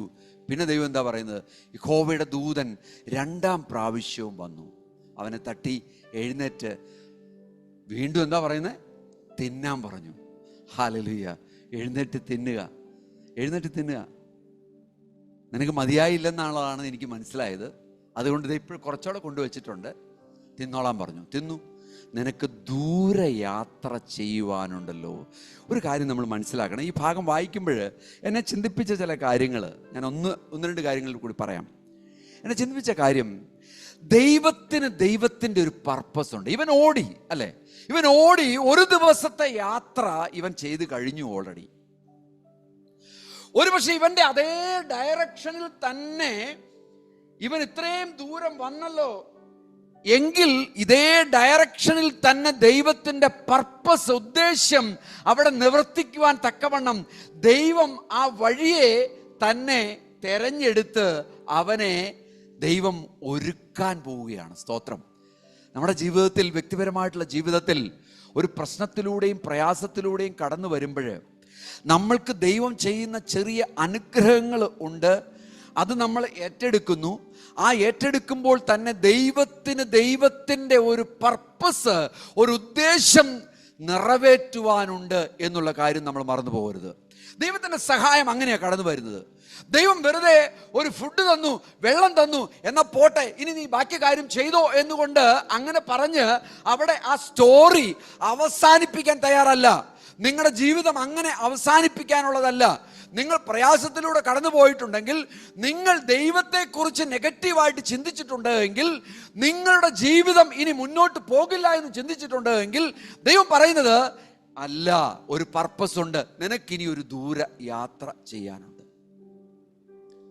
നമ്മുടെ ജീവിതം എന്ന് പറയുന്ന ഒരു യാത്രയാണെന്ന് ഞാൻ പണ്ടൊരു മെസ്സേജിലൂടെ നിങ്ങളോട് സംസാരിച്ചിട്ടുണ്ട്. അത് ദൈവം ഡിസൈൻ ചെയ്യുന്ന യാത്രയായിരിക്കും. ദൈവമാണ് അത് ഡിസൈൻ ചെയ്യുന്നത്. എന്നിട്ട് പറഞ്ഞു, നിനക്ക് ഈ ദൂരയാത്ര ചെയ്യാനുണ്ട്. അപ്പോൾ എന്താ സംഭവിച്ചത്? 8-ാമത്തെ വാക്യത്തിലേക്ക് കിടക്കാം. അവൻ എഴുന്നേറ്റ് തിന്നു കുടിച്ചു. ആ ആഹാരത്തിൻ്റെ ബലം കൊണ്ട് 40 പകലും, നോക്കണം, 40 രാവും ദൈവത്തിൻ്റെ പർവ്വതമായ ഹോരേബിനോളം അവൻ യാത്ര ചെയ്തു. ഒന്ന് ആലോചിച്ച് നോക്കി. സ്തോത്രം. ദൈവം കൊടുത്ത നറിഷ്മെൻ്റ് എന്ന് പറയുന്നത് വളരെ ശക്തമായിട്ടുള്ള നറിഷ്മെൻ്റ് ആണ്. കോംപ്ലാനും അതുപോലെ തന്നെ എന്താണ് അങ്ങനെയുള്ള സാധനങ്ങളൊന്നും അല്ല. ദൈവം കൊടുത്ത നറിഷ്മെന്റ് 40 ദിവസവും 40 രാവും നടന്ന് ഹോരേബ് പർവ്വതം, ദൈവത്തിൻ്റെ വാസസ്ഥലം, അല്ലെങ്കിൽ ദൈവത്തിൻ്റെ പ്രസൻസ് കാണിക്കുന്ന ആ ഒരു വലിയ പർവ്വതത്തിൻ്റെ സൈഡിലേക്ക്, അല്ലെങ്കിൽ വലിയ പർവ്വതത്തിലേക്ക് അവനെ നയിക്കുകയാണ്. ദൈവം എന്താ ഉദ്ദേശിക്കുന്നത്? ആലോചിച്ച് നോക്കി. നമ്മുടെ ജീവിതത്തിൽ ഒരു കഷ്ടത വരുമ്പോൾ, ഒരു പ്രയാസം വരുമ്പോൾ, നമ്മൾ ദുഃഖിക്കുമ്പോൾ, നമ്മൾ മാറി നിൽക്കാൻ ശ്രമിക്കുമ്പോൾ, നമ്മളോട് കൂടെ നിൽക്കുന്ന നമ്മുടെ ദൈവത്തിൻ്റെ അടുത്തേക്ക് ദൈവം നമ്മളെ ആകർഷിച്ചു കൊണ്ടെത്തിക്കുക ചെയ്യുന്നത്. ദൈവത്തിൻ്റെ അടുത്തേക്ക് കൊണ്ടെത്തിക്കുക ചെയ്യുന്നത്. കാരണം എന്താണെന്നറിയോ? ദൈവത്തിന് ചില കാര്യങ്ങളെ ചെയ്തെടുക്കുവാനുണ്ട്. ഇവിടം കൊണ്ട് അവസാനിക്കുന്നില്ല. ശുശ്രൂഷ ഇവിടം കൊണ്ട് അവസാനിക്കുന്നില്ല. നിങ്ങളുടെ ജീവിതത്തിൻ്റെ യാത്ര ഒരുപക്ഷെ നിങ്ങളെ സംബന്ധിച്ചിടത്തോളം ഒരവസാനമായിരുന്നേക്കാം. പക്ഷേ ദൈവത്തിന് നിങ്ങളിലൂടെ ചിലത് ചെയ്തെടുത്തിട്ട് വേണം ആ യാത്ര അവസാനിപ്പിക്കുവാൻ. സ്തോത്രം. ഇത് നിങ്ങൾ വായിക്കേണ്ടുന്ന ഒരു ഭാഗമാണ് പ്രിയമുള്ളവരെ. ഈ ഹോരേബിലേക്ക് ഏലിയാവിനെ എത്തിച്ചു. അതിനുശേഷം 9-ാമത്തെ വാക്യം എന്ത് വായിക്കുന്നു? 9-ാമത്തെ വാക്യം നമ്മൾ കാണുന്നു, അവിടെ അവൻ ഒരു ഗുഹയിൽ കടന്നു രാപ്പാർത്തു. അപ്പോൾ അവന് യഹോവയുടെ അരുളപ്പാടുണ്ടായി. അവനോട് പറഞ്ഞു, ഏലിയാവേ, ഇവിടെ നിനക്ക് എന്ത് കാര്യം എന്ന് ചോദിച്ചു. നോക്കിയേ, ദൈവം തന്നെയാണ് ഇങ്ങോട്ട് നടത്തിയത്. എന്നിട്ട് ദൈവം ഏലിയാവിനോട് ചോദിക്കുക, ഇപ്പൊ ഇവിടെ എന്താ നിന്റെ കാര്യം എന്താണ്? ഞാൻ മനസ്സിലാക്കുന്നത്, ഇവൻ ഇത്രയും 40 രാവും 40 പകലും ഒക്കെ ഇങ്ങനെ ചിന്തിച്ച് ഐസൊലേറ്റഡ് ആയിട്ട് വേറിട്ട് നിന്ന് ഇങ്ങനെ അവനെ നടത്തിയ സന്ദർഭങ്ങളിൽ ഇവൻ ഈ ദൈവത്തെക്കുറിച്ച് ചിന്തിച്ചിട്ടുണ്ടോ എന്നുള്ളത് എനിക്കൊരു ചെറിയ സംശയം. നമ്മുടെ ജീവിതത്തിൽ നമ്മളിങ്ങനെ കഷ്ടതയും പ്രയാസവും ഒക്കെ നേരിട്ടിങ്ങനെ ഇരിക്കുമ്പോൾ നമ്മൾ ഈ പാസ്റ്റർ ഒന്ന് വിളിക്കുന്നു പോലും ഇല്ലല്ലോ ദൈവമേ, അല്ലേ? ഒരൊറ്റ വിശ്വാസി എൻ്റെ വീട്ടിലേക്ക് കയറി വന്നിട്ട് പോലുമില്ല. പറയാറുണ്ട് നമ്മൾ ചിലപ്പം. ശരിയാണോ? സൂസനെ വിളിച്ചിട്ട് ഒരുപാട് ദിവസമായി അല്ലേ? കണ്ടോ, സൂസന് വഴക്കുണ്ട്, എനിക്കറിയാം. ഈ പാസ് അപ്പം ഞാൻ സൂസനെ ഇന്നിപ്പം സൂസൻ ഇന്നാൾ ഒരു ദിവസം ഇതുപോലെ ഒരു ബ്രേക്ക് എടുത്തിട്ട് വന്നപ്പോൾ ഞാൻ സൂസനോട് ചോദിച്ചു, സൂസ എന്താ കാണാതെ? അത് വിളിക്കണ്ടേ? വിളിക്കൊന്നുമില്ലല്ലോ എന്നാ സൂസൻ എന്നോട് പറഞ്ഞത്. അതുകൊണ്ടാണ് ഞാനിപ്പോൾ അങ്ങനെ പറഞ്ഞത് കേട്ടോ. അപ്പൊ ഇത് നമ്മുടെ മാനുഷികമായിട്ടുള്ള നമ്മുടെ ഒരു ചിന്തയാണ്. ആലോചിച്ച് ഇത്രയും നാൾ ഇവൻ ഐസൊലേറ്റഡ് ആയിട്ട് ഇവൻ മൂവ് ചെയ്യുമ്പോൾ ദൈവം എന്തായിരിക്കും എന്നെക്കുറിച്ച് ആലോചിക്കുന്നത്, ദൈവം എന്താണ് എന്നെക്കുറിച്ച് ചെയ്യാൻ പ്ലാൻ ചെയ്തിരിക്കുന്നത്, ഞാൻ ദൈവത്തിൽ ബലപ്പെടുവാൻ ഞാൻ എന്ത് ചെയ്യണം, ചിന്തിച്ചിട്ടുണ്ടോ എന്ന് എനിക്കറിയത്തില്ല. ഏലിയാവേ, ഇവിടെ നിനക്ക് എന്ത് കാര്യം എന്ന് ചോദിച്ചു. അപ്പോ 10ാമത്തെ വാക്യം നിങ്ങൾ ശ്രദ്ധിക്കണം. അവിടെ എന്താ പറഞ്ഞു നോക്കി? സ്തോത്രം. അതിനവൻ, സൈന്യങ്ങളുടെ ദൈവമായ യഹോവയ്ക്ക് വേണ്ടി ഞാൻ വളരെ ശുഷ്കാന്തിച്ചിരിക്കുന്നു. എല്ലാ ദിവസവും എല്ലാ സൺഡേയും ഞാൻ ആരോഗ്യമുള്ള സമയത്തൊക്കെ ഞാൻ സൺഡേ വന്നിട്ടുണ്ട്. ഈ 3 സ്റ്റെപ്പൊക്കെ കയറി സൺഡേ ചർച്ചിൽ വരിക എന്ന് പറഞ്ഞാൽ പാസ്റ്റർ ഇതത്ര ഉദ്ദേശിക്കുന്ന പോലെ അത്ര എളുപ്പമുള്ള കാര്യമൊന്നുമല്ല. ശരിയല്ലേ? അത്ര എളുപ്പമുള്ള കാര്യമൊന്നുമല്ല. ശുഷ്കാന്തിച്ചിരിക്കുന്നു. ഇസ്രായേൽ മക്കൾ നിന്റെ നിയമത്തെ ഉപേക്ഷിച്ച് നിന്റെ യാഗപീഠങ്ങൾ ഇടിച്ച് നിന്റെ പ്രവാചകന്മാരെ വാൾ കൊണ്ട് കൊന്നുകളഞ്ഞു. ഞാൻ ഒരുത്തൻ മാത്രം, ശ്രദ്ധിച്ചോണം, ഞാൻ ഒരുത്തൻ മാത്രം ശേഷിച്ചിരിക്കുന്നു. അവർ എനിക്കും ജീവഹാനി വരുത്തുവാൻ നോക്കുന്നു എന്ന് പറഞ്ഞു. അതുകൊണ്ട് ഞാൻ ഓടിയതാണ്. മനസ്സിലായോ നിങ്ങൾക്ക്? എന്തെങ്കിലും മനസ്സിലായോ അതിൽ നിന്ന്? എന്താ എലിയോ പറഞ്ഞത്? എലിയോ പറഞ്ഞത് സെൽഫ് പിറ്റി എന്നാ അതിന് പറയുന്നത്. മനസ്സിലായോ? സെൽഫ് പിറ്റി. നമ്മുടെയൊക്കെ വ്യക്തിപരമായിട്ടുള്ള ജീവിതത്തിൽ ഒരു പ്രയാസവും ഒരു കഷ്ടതയും ഒരു ദുഃഖവും ഒക്കെ സംഭവിച്ചു കഴിയുമ്പോൾ ദൈവം നമ്മളെ ഐസൊലേറ്റ് ചെയ്യുന്നുണ്ടെങ്കിൽ, അല്ലെങ്കിൽ നമ്മളായിക്കൊണ്ട് നമ്മൾ ഐസൊലേറ്റ് ചെയ്യപ്പെടുന്നുണ്ടെങ്കിൽ, നമ്മൾ ചിന്തിക്കുന്ന ചിന്തകളാണ് ഈ കാര്യങ്ങളൊക്കെ. ദൈവത്തിന്റെ മഹത്വകരമായിട്ടുള്ള പ്രവൃത്തിയെ നമ്മൾ ഓർക്കുന്നില്ല. ദൈവം കുറച്ച് 40 ദിവസം മുമ്പ് ഇവന് വിഷമിച്ച് ഇടന്ന സമയത്ത് ഇവനെ തട്ടി ഉണർത്തി ഭക്ഷണം കൊടുത്ത് ഇവൻ മറന്നുപോയി. ഇവന് 40 ദിവസവും 40 രാവും നടക്കുവാനും ഓടുവാനും ഒക്കെ ബലം കൊടുത്ത ദൈവത്തിന്റെ കൃപയെ ഇവൻ മറന്നുപോയി. എന്നിട്ട് പറയാണിപ്പോ, സൈന്യങ്ങളുടെ യഹോവേ, ഞാൻ നിനക്ക് വേണ്ടി ഒരുപാട് കഷ്ടപ്പെട്ടിട്ടുണ്ട്. ഞാൻ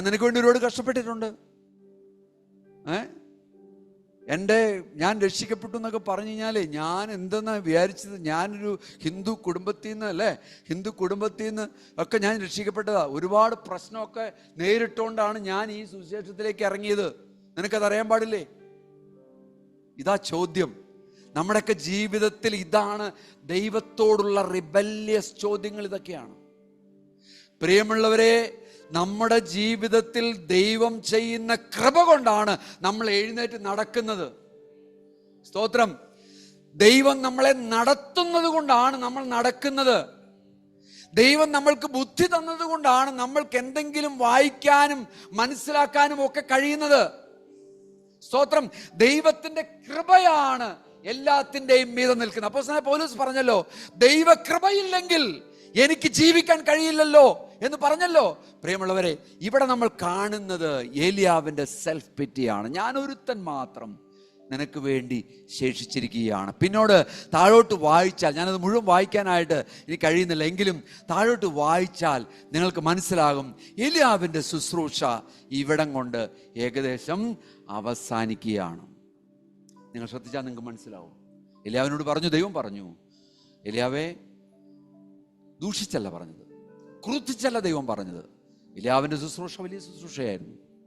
പക്ഷേ ഈ ജീവിതത്തിൻ്റെ ഈ ഒരു അവസ്ഥയിൽ ഏലിയാവിനെ ദൈവം കണ്ടു, ദൈവം മാനിച്ചു. ഏലിയാവിനോട് പറഞ്ഞു, എൻ്റെ യാത്ര വലുതാണ്. ദൈവത്തിൻ്റെ യാത്ര വളരെ നീണ്ടതാണ്. ദൈവത്തിൻ്റെ യാത്രയ്ക്ക് ഒരുപാട് പർപ്പസ് ഉണ്ട്. ഇസ്രായേൽ മക്കളുടെ യാത്ര വലുതാണ്. നിങ്ങളുടെ ഓരോരുത്തരുടെയും യാത്ര വലുതാണ്. ഹല്ലേലൂയ. നിങ്ങളെ ദൈവം ഒരുക്കിയിരിക്കുന്നത് നിങ്ങളുടെ തലമുറയിൽ തന്നെ കാര്യങ്ങളെ ഒരുപക്ഷെ നടത്തിയെടുക്കുവാനായിരിക്കില്ല. ദൈവത്തിൻ്റെ പദ്ധതി ഒരു ജനത്തിന് വേണ്ടി എങ്ങനെ ആയിരിക്കണമെന്ന് ദൈവം ഡിസൈൻ ചെയ്തിട്ടുണ്ടെങ്കിൽ അത് നിവർത്തിച്ചെടുക്കുവാൻ ആരെയൊക്കെ വേണമോ അതിലേക്ക് ഒരുക്കുവാൻ ഒരുപക്ഷെ നിങ്ങളെ ദൈവം ഉപയോഗിക്കും. ഏലിയാവിനെ ദൈവം ഉപയോഗിച്ചു. ഏലിയാവിനോട് ദൈവം പറഞ്ഞു, മോനെ നീ നടന്ന് നീ ചെല്ലുമ്പോൾ അവിടെ ഒരു രാജാവുണ്ട്, ആ രാജാവിനെ നീ വായിക്കുക. താഴോട്ടൊന്ന് വായിച്ചാൽ നിങ്ങൾക്ക് അത് പെട്ടെന്ന് മനസ്സിലാവും. ഞാനത് വായിക്കണ്ടെന്ന് വിചാരിച്ചെങ്കിലും താഴോട്ടൊന്ന് വായിച്ചാൽ നിങ്ങൾ കുറച്ചുകൂടി അത് മനസ്സിലാകും. നീ പുറത്തു വന്ന് പർവ്വതത്തിൽ ഓക്കെ ഇതും വളരെ രസകരമായിട്ടൊരു സംഭവമാണ്. ഓക്കെ, അതും നമുക്കൊന്ന് നോക്കാം. നീ പുറത്തു വന്ന് പർവ്വതത്തിൽ യഹോവയുടെ മുമ്പാകെ നിൽക്ക എന്നവൻ കൽപ്പിച്ചു. അപ്പോൾ ഇതാ യഹോവ കടന്നു പോകുന്നു. ശക്തിയുള്ള ഒരു കൊടുങ്കാറ്റ് യഹോവയുടെ മുമ്പിൽ പർവ്വതങ്ങളെ കീറി പാറകളെ തകർത്തു. എന്നാൽ കാട്ടില് യഹോവ ഉണ്ടോ? നമ്മൾ വിചാരിക്കുന്നത് പോലെ ദൈവത്തെ നമുക്ക് കാണാൻ കഴിയുമെന്ന് നിങ്ങൾ ചിന്തിക്കരുത്. ദൈവത്തിന്റെ അനുഭവം നമ്മുടെ ജീവിതത്തിലേക്ക് കടന്നു വരുന്നത് ദൈവം പ്ലാൻ ചെയ്യുന്നത് പോലെയാണ്. ഭയങ്കര കാറ്റ്, ദൈവമില്ല അവിടെ. പിന്നെന്താണ്? കാറ്റിന്റെ ശേഷം ഒരു വലിയ ഭൂകമ്പം ഉണ്ടായി. ഇപ്പൊ ഭൂകമ്പം ഉണ്ടായി. അപ്പോസ്തല പ്രവൃത്തി 2-ാമത് അധ്യായം ഞാൻ ഓർത്തു പോവുകയാണ്.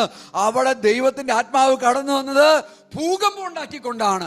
അപ്പൊ ഇപ്പോൾ ഇവിടെ ആത്മാവിന്റെ അഭിഷേകം കടന്നു വരാൻ പോകുന്നത് ഭൂകമ്പം ഉണ്ടാക്കിക്കൊണ്ടാണ്. അപ്പൊ ഭൂകമ്പം ഇല്ലെങ്കിൽ ആത്മാവില്ല. പണ്ടൊരു ദേവദാസൻ ഇവിടെ വന്നിട്ട് പറഞ്ഞു, പാട്ടൊക്കെ നല്ലതാ നിങ്ങളുടെ, പക്ഷേ ആത്മാവില്ല.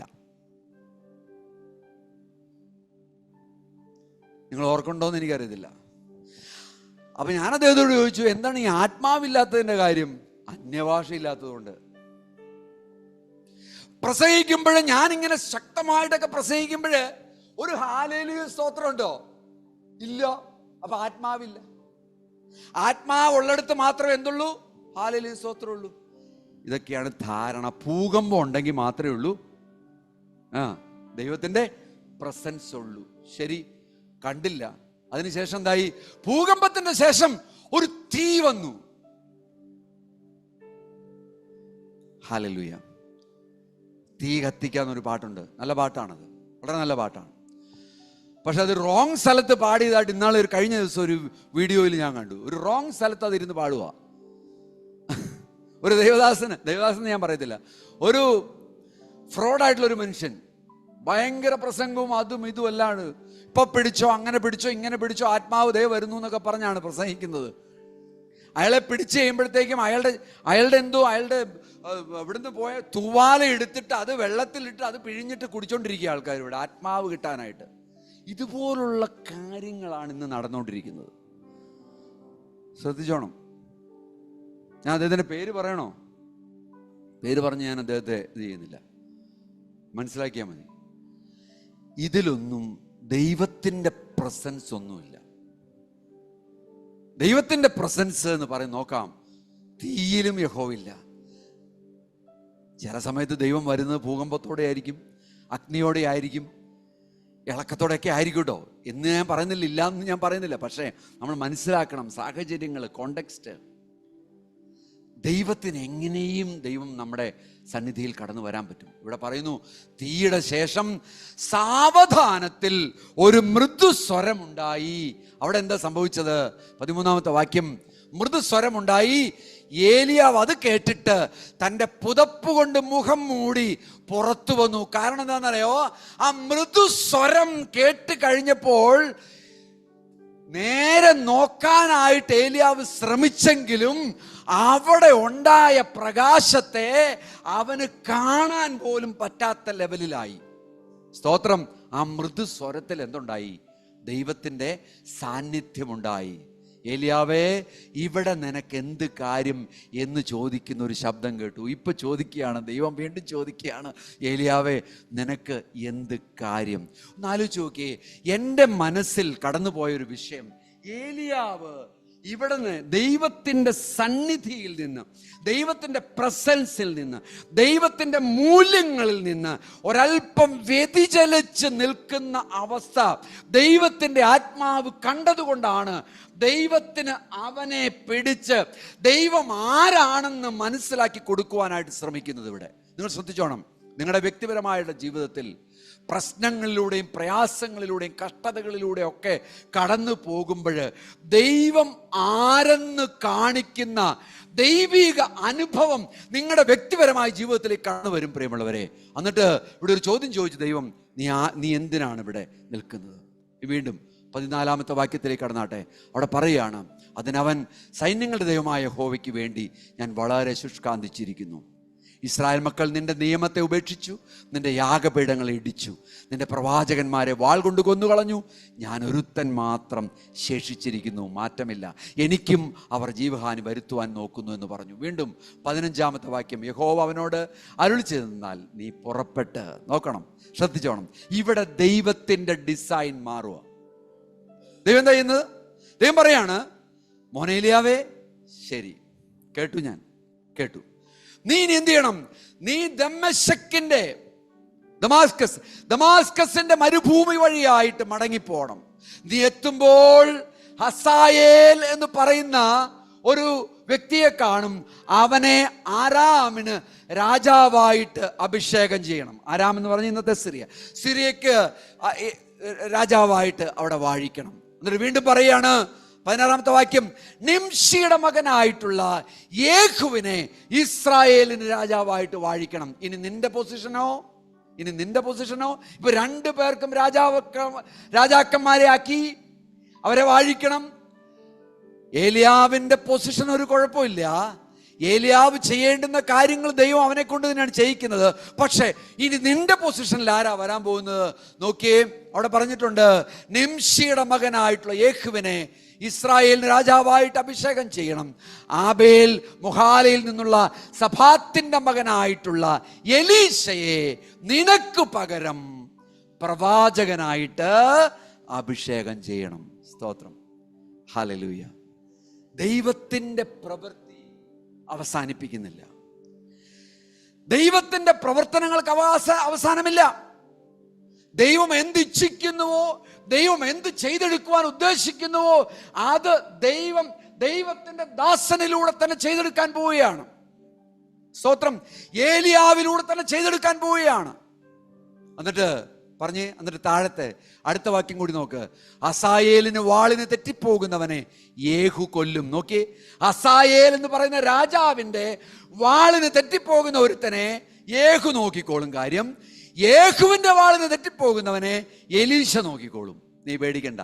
ഇനി അടുത്തത് 18-ാമത്തെ വാക്യം, എന്നാൽ ബാലിന് മടങ്ങാത്ത മുഴങ്കാലും അവനെ ചുംബനം ചെയ്യാത്ത വായുമുള്ളവരായി ആകെ 7000 പേരെ ഞാൻ ഇസ്രായേലിൽ ശേഷിപ്പിച്ചിരിക്കുന്നു. ഏലിയാവ് എന്താ പറഞ്ഞേ? ഒരാള് മാത്രം ശേഷിച്ചിരിക്കുന്നു. ദൈവം കാണിച്ചു കൊടുത്തോണ്ടോ? സത്യം മനസ്സിലാക്കി കൊടുത്തോണ്ടോ? പ്രിയമുള്ളവരെ, നമ്മൾ അറിയണം, ദൈവത്തിന്റെ മുൻപിൽ ദൈവത്തിനേക്കാളും ഉപരിയായിട്ട് ചിന്തിക്കേണ്ട കാര്യമൊന്നുമില്ല. ദൈവത്തിനറിയാം കാര്യങ്ങള്. 7000 പേര് ഇരിക്കുമ്പോഴ് ആണ് ഏലിയാവ് പറഞ്ഞത്, ഞാൻ ഒരുത്തൻ മാത്രം ശേഷിച്ചിരിക്കുന്നു. അവിടെ രഹസ്യമായിട്ട് അവിടെ മുട്ടുകുത്തി ഈ യഹോവയെ ഭജിക്കുന്നവര്, ഈ യഹോവയെ ആരാധിക്കുന്നവർ അവിടെ ഉണ്ട്. സ്തോത്രം. ഏലിയാവിനത് കാണാൻ കഴിഞ്ഞില്ലെങ്കിൽ അത് അവന്റെ കുഴപ്പം. പ്രവാചകനാണെങ്കിൽ പോലും അവന്റെ വ്യക്തിപരമായിട്ടുള്ള ജീവിതത്തിൽ ഒരു പ്രയാസം നേരിട്ടപ്പോൾ ദൈവം അവനെ കരുതിയെങ്കിൽ എന്നെയും നിങ്ങളെയും കരുതുവാൻ മതിയായവനാണ്. പക്ഷെ ഒരു കാര്യം, ദൈവത്തിന് ചില കാര്യങ്ങൾ പഠിപ്പിച്ചെടുക്കേണ്ടതായിട്ടുണ്ട്. അതൊരു പ്രവാചക ശ്രേഷ്ഠനായിട്ടുള്ള ഏലിയാവാണെങ്കിൽ പോലും അവനത് പഠിപ്പിക്കാമെങ്കിൽ എന്നെയും നിങ്ങളെയും എത്രമാത്രം അവൻ പഠിപ്പിക്കുമെന്ന് നിങ്ങൾ ചിന്തിച്ചു കൊള്ളണം പ്രിയമുള്ളവരെ. വീണ്ടും നമ്മൾ താഴോട്ട് പോകുമ്പോൾ ജെരമ്യാവിന്റെ പുസ്തകത്തിലേക്ക് നമ്മൾ നോക്കുമ്പോൾ അതിന്റെ 20-14 നമ്മൾ വായിച്ചാൽ അവിടെയും ജെരമ്യാവ് പറയുന്നുണ്ട്, Cursed be the day I was born. ഞാൻ ജനിച്ച ദിവസം ശപിക്കപ്പെട്ടത് എന്നാണ് യെരമ്യാവ് പറഞ്ഞത്. എന്തുകൊണ്ടാണ്? ഇത്രയും പ്രവചനങ്ങളെല്ലാം ചെയ്തു, ഒരു രാജാവും ആ പ്രവചനം ഏറ്റെടുത്തില്ല. ഒരൊറ്റ ഇസ്രായേൽ മക്കളും ആ പ്രവചനം ഏറ്റെടുത്തില്ല. വളരെ കുറച്ചു പേരെ ഏറ്റെടുത്തുള്ളൂ. അത് കണ്ട് വിഷണ്ണനായി. എത്രമാത്രം കഷ്ടതകളിലൂടെയാണ് യെരമ്യാവ് കടന്നുപോയത്. ഈ കഷ്ടതയുടെ മുൻപിൽ ദൈവത്തിന് മുൻപിൽ കടന്നു വന്നിട്ട് യെരമ്യാവ് പറഞ്ഞു, ഇതുപോലെ പറഞ്ഞു, നമ്മളൊക്കെ പറയുന്നത് പോലെ പറഞ്ഞു. ഓ, എന്തൊരു ലൈഫ് കർത്താവേ, ഇല്ലേ? അന്നയിടയ്ക്ക് പറയാറുണ്ട്, ഇത് എന്തൊരു ലൈഫ് കർത്താവേ, അങ്ങ് തീർന്നു പോയാൽ മതിയായിരുന്നു, അല്ലേ? അപ്പൊ പിന്നെ ബ്യൂട്ടി ഷാക്കാര് നോക്കും, അത് ചിന്തിക്കത്തില്ല. ദൈവം നമ്മളെ വിളിച്ചിട്ടുണ്ടെങ്കിൽ ദൈവത്തിന്റെ പ്ലാനുണ്ട്. നമ്മൾ ആ പ്ലാനിൽ പോയി കിടന്ന് കളിക്കേണ്ട കാര്യമൊന്നുമില്ല. നിങ്ങൾ വിശ്വസിക്കണം, അത് ദൈവത്തിന്റെ ശ്രദ്ധേയമായ പദ്ധതിക്ക് കീഴിൽ നമുക്ക് നിൽക്കുവാൻ കഴിയണം. പ്രിയമുള്ളവരെ, സങ്കീർത്തനം 34:18 നമ്മൾ എന്ത് വായിക്കുന്നു നോക്കിയാട്ടെ. The Lord is close to the broken hearted and saves those who are crushed in spirit.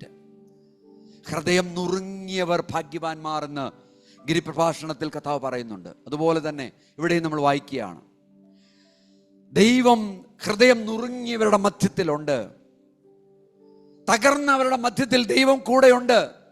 ഏത് സാഹചര്യമായിക്കൊള്ളട്ടെ, there is an end which is pleasing to the Lord. നമ്മൾ ദൈവത്തിൽ സമാധാനമുള്ളവരാണെങ്കിൽ ദൈവം ഡിസൈൻ ചെയ്ത എൻഡ് എന്ന് പറയുന്ന അവസാനം എന്ന് പറയുന്നത് ഏറ്റവും പീസ്ഫുൾ ആയിട്ടുള്ളതായിരിക്കും, ഏറ്റവും സമാധാനം നിറഞ്ഞതായിരിക്കും. ഹൃദയം നുറുങ്ങിയവർക്ക് യഹോവ സമീപസ്ഥൻ, മനസ്സ് തകർന്നവരെ അവൻ രക്ഷിക്കുന്നു. വെറുതെ എഴുതി വെച്ചിരിക്കുകയല്ലേ ഇത്? ഈ വചനങ്ങൾ ഓരോന്നും ശക്തമായിട്ട് നമ്മുടെ മധ്യത്തിൽ നമ്മൾക്ക് അത് ഏറ്റെടുക്കുവാൻ കഴിയണം. റോമർക്കെഴുതിയ ലേഖനം 8:18 നമ്മൾ എന്ത് വായിക്കുന്നു നോക്കിയാട്ടെ. അതെന്താണ്? 2 കൊരിന്ത്യർ 11:23 മുതൽ 28 വരെയുള്ള വാക്യത്തിൽ, അത് എടുത്തില്ലെങ്കിലും കുഴപ്പമില്ല, അപ്പോസ്തലനായ പൗലോസ് പറയുന്ന ഒരു കാര്യമുണ്ട്. തൻ്റെ ജീവിതത്തിൽ താൻ കടന്നുപോയ കാര്യങ്ങൾ ഓരോന്നും ഞാനതൊന്ന് അക്കമിട്ട് നിരത്തിയൊന്ന് വായിക്കാൻ വേണമെങ്കിൽ ആദ്യം അത് വായിക്കാം. 2 കൊരിന്ത്യർ 11:23 മുതൽ 28 വരെ. എൻ്റെ സമയം കഴിഞ്ഞു പോയി. ഞാൻ കുറച്ച് ഷോർട്ട് മെസ്സേജ് എന്നാ പറഞ്ഞത് നിങ്ങളോട്. ഇപ്പം അത് ലോങ് മെസ്സേജ് ആയി. എങ്കിലും ഞാനിത് പറഞ്ഞു തീർക്കാതെ പറ്റത്തില്ലല്ലോ. സ്തോത്രം. അതൊന്ന് വായിച്ചു നോക്കി. അവിടെ എന്താ പറയുന്നത്? അപ്പോസ്തലനായ പൗലോസ് കടന്നു പോയ വഴികൾ ഓരോന്നും അവൻ പറയുക. പലരും ജഡപ്രകാരം പ്രശംസിക്കാൻ ഞാനും പ്രശംസിക്കും. ജഡപ്രകാരമുള്ള പ്രശംസയാണ് നമ്മുടെ മധ്യത്തിലുള്ളത് പലർക്കും. ആ പ്രശംസ അവിടെ ഉണ്ട്. പൗലോസ് പറയുന്നത് ശ്രദ്ധിച്ചോണം, ഈ പ്രശംസ പറയുന്നത് നമ്മുടെ അറിവിലേക്കാണ്. പരിശുദ്ധാത്മാവ് അവനെ കൊണ്ട് എഴുതിപ്പിച്ചതാണിത്. എന്താ പറയുന്നത്? നിങ്ങൾ ബുദ്ധിമാന്മാർ ആകയാൽ ബുദ്ധിയുടെ സന്തോഷത്തോടെ പൊറുക്കുന്നുവല്ലോ.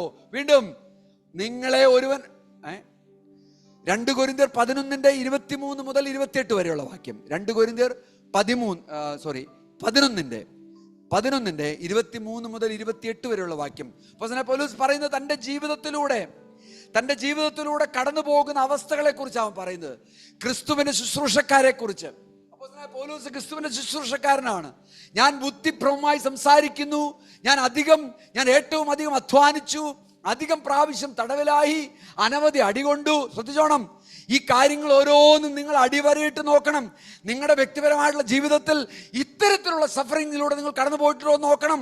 നോക്കിക്കേ, ഞാൻ അധ്വാനിച്ചു, അധികം പ്രാവശ്യം തടവിലായി, അനവധി അടികൊണ്ടു, പലപ്പോഴും പ്രാണഭയത്തിലായി.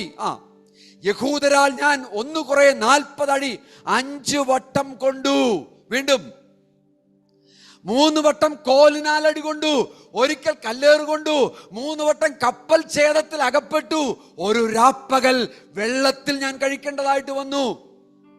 ഞാൻ പലപ്പോഴും യാത്ര ചെയ്തു, നദികളിലെ ആപത്തുണ്ട്, കള്ളന്മാരാലുള്ള ആപത്ത് എനിക്കുണ്ടായിട്ടുണ്ട്, സ്വജനത്താലുള്ള ആപത്തുണ്ടായിട്ടുണ്ട്, സ്വജാതികളിലുള്ള ആപത്തുണ്ടായിട്ടുണ്ട്, പട്ടണത്തിലെ ആപത്തുണ്ടായിട്ടുണ്ട്, കാട്ടിലെ ആപത്തുണ്ടായിട്ടുണ്ട്, കടലിലെ ആപത്തുണ്ടായിട്ടുണ്ട്, പോരാത്തതിന് കള്ള സഹോദരന്മാരുമായിട്ടുള്ള ആപത്തും ഉണ്ടായിട്ടുണ്ട്.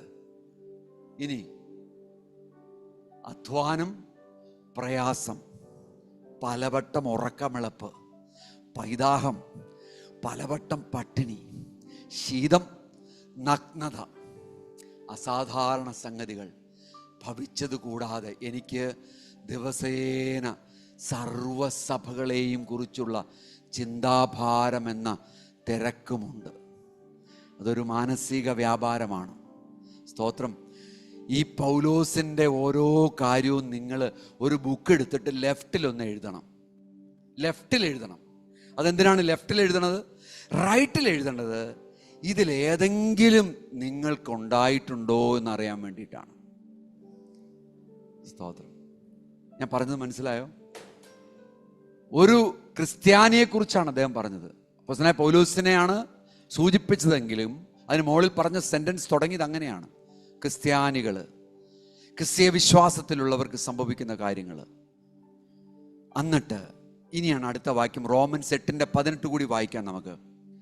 ഇതൊക്കെ ഉണ്ടായിട്ടിരിക്കുന്ന പൗലോസ് പറയുകയാണ്. റോമർക്കെഴുതിയ ലേഖനത്തിലേക്ക് വരുമ്പോൾ അദ്ദേഹം പറയുന്ന ഒരു കാര്യമാണ്. റോമർ 8:18 നമ്മൾ വായിക്കുന്നത്, നമ്മിൽ വെളിപ്പെടാനുള്ള തേജസ് വിചാരിച്ചാൽ ഈ ലോകത്തിൽ ഇപ്പോൾ ഞാൻ സംസാരിച്ച ഈ കഷ്ടങ്ങളെല്ലാം സാരമില്ല എന്ന് ഞാൻ എണ്ണുന്നു. സ്തോത്രം, ഹല്ലേലൂയ. ഒന്ന് കരങ്ങളെ പൊക്കി ഒന്ന് കർത്താവിന് സ്തോത്രം കൊടുക്കാവോ? ഹല്ലേലൂയ. ഈ പറഞ്ഞ രീതിയിലുള്ള സകല കഷ്ടങ്ങളും ഉണ്ടെങ്കിലും വെളിപ്പെടുവാനുള്ള, നമ്മിൽ വെളിപ്പെടുവാനുള്ള തേജസ് വിചാരിച്ചാൽ, അപ്പോൾ ഈ വിചാരത്തെ കുറിച്ചാണ് ഞാൻ ആദ്യം മുൻപ് പറഞ്ഞത്. നമ്മൾക്ക് ഈ വിചാരമില്ലാത്തതാണ് നമ്മുടെ ഏറ്റവും വലിയ പ്രശ്നം. ഈ വിചാരം ഒരു മൂല്യമായിട്ട് നമ്മൾ എടുക്കണം. നമ്മുടെ വ്യക്തിപരമായിട്ടുള്ള ജീവിതത്തിൽ ഈ വിചാരത്താൽ ആയിരിക്കണം നമ്മൾ നടക്കേണ്ടത്. വെളിപ്പെടുവാനുള്ള തേജസ്സിനെ കുറിച്ചുള്ള വിചാരം. ആ വിചാരമുണ്ടെങ്കിൽ ഈ കാലത്തിലെ കഷ്ടങ്ങൾ സാരമില്ല എന്ന് ഞാൻ എണ്ണുന്നു. സ്തോത്രം, ഹല്ലേലൂയ. ഇനി മൂന്നാമത്തെ കാര്യം കൂടി ഞാൻ പെട്ടെന്നൊന്ന് പറയട്ടെ. ദൈവത്തിന്റെ ആത്മാവ് പറയാണ്, കഷ്ടതകളും പ്രയാസങ്ങളിലും നിറഞ്ഞു നിൽക്കുന്ന ജീവിതത്തിലൂടെ കടന്നു പോകുമ്പോൾ നമ്മൾ ദൈവത്തോട് ചേർന്ന്, ദൈവത്തിൻ്റെ കൂടെ, അവൻ്റെ ഹൈറ്റിൽ, അതേ ഉയരത്തിൽ നമ്മളായിരിക്കുന്നു എന്നാണ് ദൈവത്തിൻ്റെ വചനം നമ്മളോട് പറയുന്നത്. നമുക്കൊന്ന് വായിച്ചു നോക്കാം. യെശയ്യാവിൻ്റെ പുസ്തകം 33:6 വായിക്കാം ആദ്യം. അതിനുശേഷം 33:16 വായിക്കാം. അവിടെ നമുക്ക് അവസാനിപ്പിക്കാൻ പറ്റും. ഓക്കെ, സ്തോത്രം. 33:6 ഇങ്ങനെ പറയുന്നു: നിന്റെ കാലത്ത് സ്ഥിരതയും രക്ഷാസമൃദ്ധിയും ജ്ഞാനവും പരിജ്ഞാനവും ഉണ്ടാകും. യഹോവ ഭക്തി അവരുടെ നിക്ഷേപമായിരിക്കും. പ്രിയമുള്ളവരെ, ദൈവത്തിൻ്റെ സന്നിധിയിൽ എത്തിച്ചേർന്ന ഇസ്രായേൽ മക്കളെ കുറിച്ചാണ് ഇവിടെ പറയുന്നത്. കോണ്ടെക്സ്റ്റ് അതാണ്. അങ്ങനെ വരുന്ന സന്ദർഭങ്ങളിൽ എന്താണ് ഉണ്ടാകുന്നത്? സ്ഥിരതയുണ്ടാകും, രക്ഷാസമൃദ്ധി ഉണ്ടാകും. യേശു കർത്താവായിട്ടുള്ള നമ്മുടെ കർത്താവിൻ്റെ മരണത്തിലൂടെ ഞാനും നിങ്ങളും ഏറ്റെടുത്തിരിക്കുന്ന രക്ഷയുണ്ട്. ഈ രക്ഷ ഞാൻ സമ്പാദിച്ച് കഴിയുമ്പോൾ, നമ്മുടെ വ്യക്തിപരമായിട്ടുള്ള ജീവിതം കർത്താവിൻ്റെതായി തീർന്നു കഴിയുമ്പോൾ എന്താ സംഭവിക്കുന്നത്? സ്ഥിരതയുണ്ടാകും, രക്ഷാസമൃദ്ധി ഉണ്ടാകും, ജ്ഞാനമുണ്ടാകും, പരിജ്ഞാനമുണ്ടാകും. യഹോവ ഭക്തിയാണ്, അല്ലെങ്കിൽ ദൈവത്തിലുള്ള ഭക്തിയാണ് അവരുടെ നിക്ഷേപമായിരിക്കുന്നത്. ഇനി 16-ാമത്തെ വാക്യം നമുക്കൊന്ന് വായിച്ചു നോക്കാം. അങ്ങനെയുള്ള വ്യക്തിയുടെ ഗുണമെന്താണെന്ന് നോക്കി. ഇങ്ങനെയുള്ളവൻ ഉയരത്തിൽ വസിക്കും. സ്തോത്രം, ഹല്ലേലൂയ. ഇങ്ങനെയുള്ളവൻ, എങ്ങനെയുള്ളവൻ? നമ്മൾ മുമ്പ് വായിച്ചതുപോലെ ദൈവത്തിൻ്റെ ആ രക്ഷയെ ഏറ്റെടുത്ത് ദൈവത്തിലായിരിക്കുന്ന, ദൈവ മകനായിരിക്കുന്ന ഒരു വ്യക്തിക്ക് ഇങ്ങനെയുള്ളവൻ ഉയരത്തിൽ വസിക്കും. പാറക്കോട്ടകൾ അവന്റെ അഭയസ്ഥാനമാണ്. അവന്റെ അപ്പം അവന് കിട്ടും. പ്രയാസമുള്ളപ്പോഴല്ലേ ഈ അപ്പം കിട്ടേണ്ടത്, അല്ലേ? സ്തോത്രം. കഷ്ടത വരും നിങ്ങളുടെ ജീവിതത്തിൽ, പ്രയാസം വരും നിങ്ങളുടെ ജീവിതത്തിൽ, പക്ഷേ ആ ശത്രുക്കളുടെ നേരിടലുണ്ടാകും. പക്ഷെ അവിടെ പാറക്കോട്ടകൾ അവന്റെ അഭയസ്ഥാനമായിട്ട് നിൽക്കുക. നമ്മുടെ അഭയസ്ഥാനം. ദാരിദ്ര്യം ഉണ്ടാകും, പക്ഷെ അപ്പം വരും ദൈവത്തിൽ നിന്ന്. സ്തോത്രം. എവിടെ വസിക്കുന്നത്? ഇപ്പോ ഉയരത്തില്. സ്തോത്രം, ഹല്ലേലൂയ. അപ്പൊ നമ്മുടെ ജീവിതത്തില് 3 പ്രോമിസിനെ കുറിച്ചാണ് ഞാൻ പറഞ്ഞത്. ഹല്ലേലൂയ.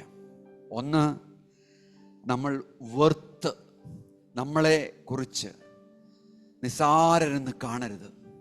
നമ്മുടെ അടുത്തിരിക്കുന്ന വ്യക്തിയെക്കുറിച്ച്, നമ്മുടെ കുടുംബത്തിലുള്ള വ്യക്തികളെക്കുറിച്ച്, ദൈവത്തിലാകാത്ത വ്യക്തികളെക്കുറിച്ച് നിസ്സാരരെന്ന് കാണരുത്. റോമർ 5:8 പറഞ്ഞതുപോലെ, എനിക്കും നിങ്ങൾക്കും വേണ്ടി ഒരു ദൈവം തമ്പുരാനാണ് മരിച്ചതെങ്കിൽ ഞാൻ ഏറ്റവും വൃത്തിയായിട്ടുള്ള വ്യക്തിയാണ്. ഒന്നാമതായിട്ട് നമ്മൾ ചിന്തിക്കേണ്ടത് അതാണ്. രണ്ടാമതായിട്ട് നമ്മൾ കണ്ടു, എന്താണ് നമ്മൾ കണ്ടത്? God loves you and wants to help you. ദൈവം തക്കതായിട്ടുള്ള സമയത്ത് അവൻ നിങ്ങളെ സ്നേഹിക്കുകയും, എലിയാവിൻ്റെ ലൈഫിലൂടെ നമ്മൾ കണ്ടു, അത് ദൈവത്തിൻ്റെ സഹായം നിങ്ങൾക്ക് പ്രൊവൈഡ് ചെയ്യുകയും ചെയ്യും. ദൈവത്തിൻ്റെ പ്രോമിസാണിത്. പക്ഷേ ദൈവം ഒരുപക്ഷെ നിങ്ങളെ ചിലത് ജീവിതത്തിൽ പഠിപ്പിച്ചെന്നിരിക്കും. ഒരുപക്ഷെ നിങ്ങളുടെ ശുശ്രൂഷ ജീവിതം അവസാനിക്കുന്നു എന്ന് നിങ്ങൾക്ക് തോന്നാമെങ്കിലും ദൈവത്തിൻ്റെ ശുശ്രൂഷ കണ്ടിന്യൂ ചെയ്യുവാൻ നിങ്ങളെ അവസാനമായിട്ട് ഉപയോഗിക്കുന്ന സാഹചര്യം അവൻ്റെ ജീവിതത്തിൽ, നമ്മുടെ ജീവിതത്തിൽ ദൈവം നമുക്ക് കാണിച്ചു തരും.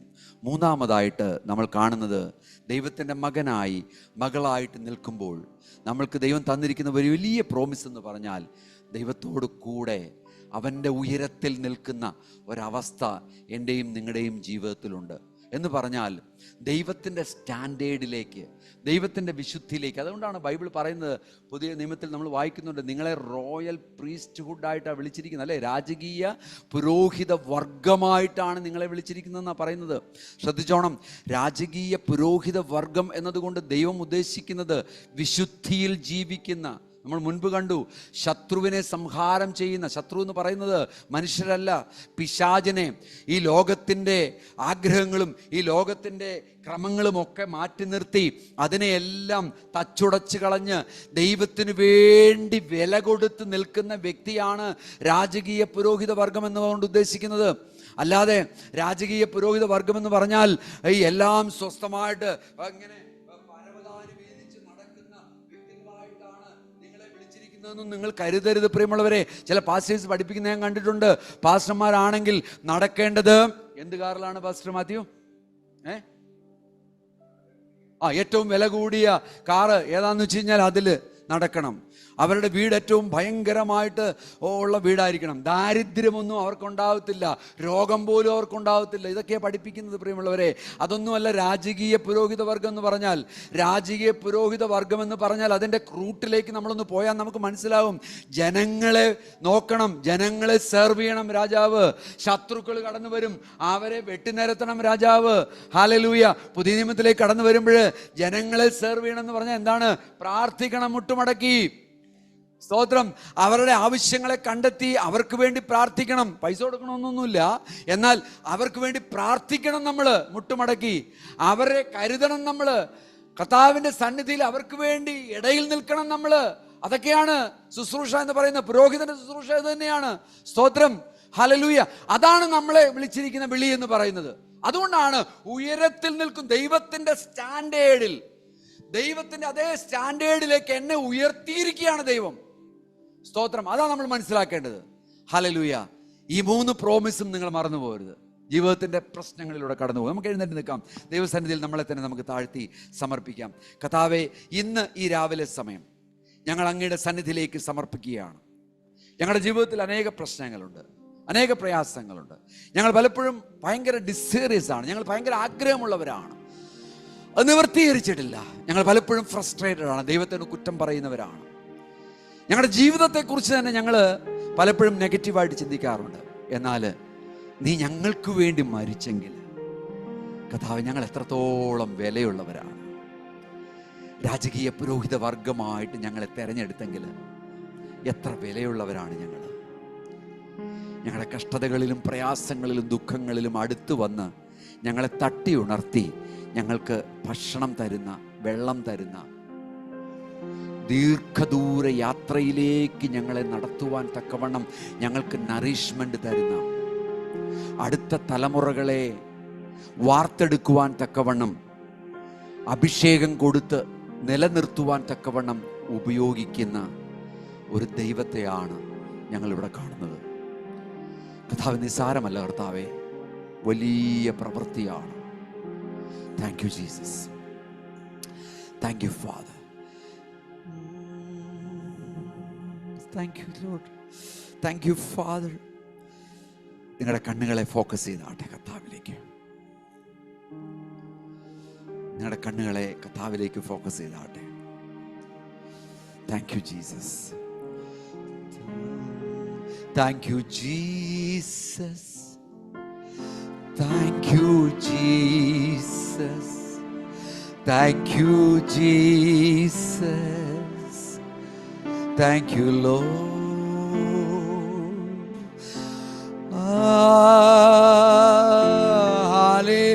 Hallelujah.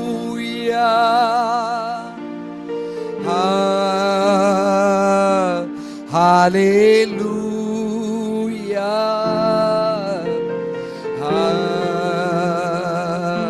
Hallelujah.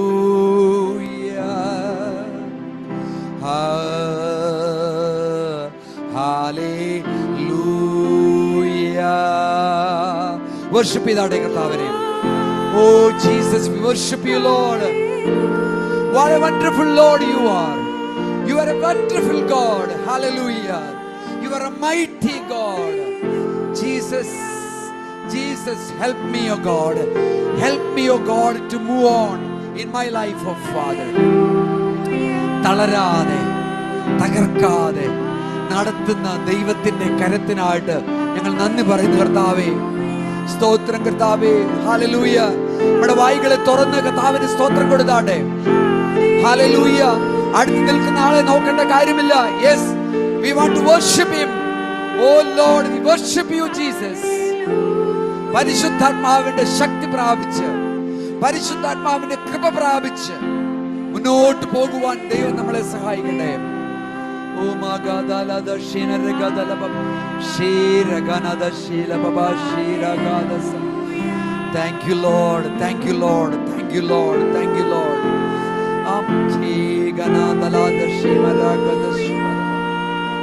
Jesus, Jesus, Jesus. Thank you, Jesus. Hallelujah.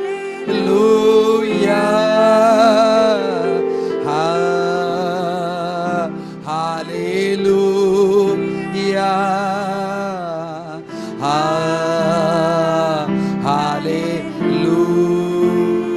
Hallelujah. എന്നെ പാറയാകും യേശുനാഥ, എന്നെ കാക്കും ദൈവം നീയേ. എന്നെ പാറയാകും യേശുനാഥ, എന്നെ കാക്കും ദൈവം നീയേ. മഹിമയും ബലവും നിറഞ്ഞവനേ, എന്നുമെന്നും സ്തുതി നിനക്ക്. മഹിമയും ബലവും നിറഞ്ഞവനേ, എന്നുമെന്നും സ്തുതി നിനക്ക്. ആരാധന നിനക്ക്, ആരാധന നിനക്ക്, ആരാധന നിനക്ക്, ആരാധന നിനക്ക്, ഓ ആരാധന നിനക്ക്. കരങ്ങളെ തട്ടി കർത്താവിനെ നമുക്ക് സ്തുതിക്കാം, ആരാധിക്കാം, അവനെ വാഴ്ത്താം. സ്തോത്രം. ഹല്ലേലൂയ. നിനക്ക് glory God. ആരാധന നിനക്ക്, ഓ ആരാധന നിനക്ക്, ഓ ആരാധന നിനക്ക്. Jesus, we praise you. ആരാധന നിനക്ക്, ആരാധന നിനക്ക്. ചിറകുകളിൻ നിഴലിൽ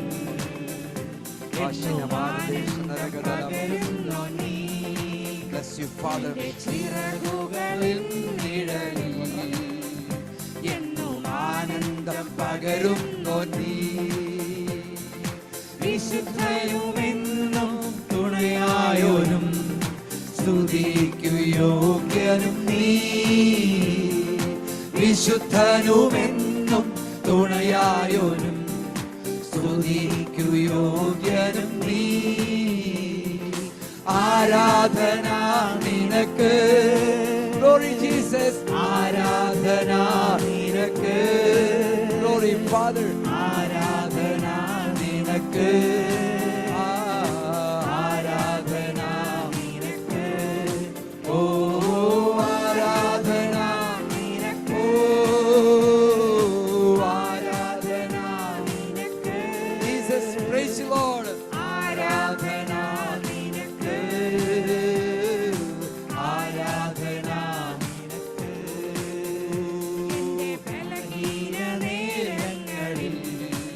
എന്റെ ബലഹീന നേരങ്ങളിൽ തന്നല്ലോ നീ. Thank you Jesus. ബലഹീന നേരങ്ങളിൽ നിന്റെ കൃപ എന്നെ തന്നല്ലോ നീ. യേശുനാഥ നീ ബലമായതാൽ ഞാനൊട്ടും ഭയപ്പെടില്ല.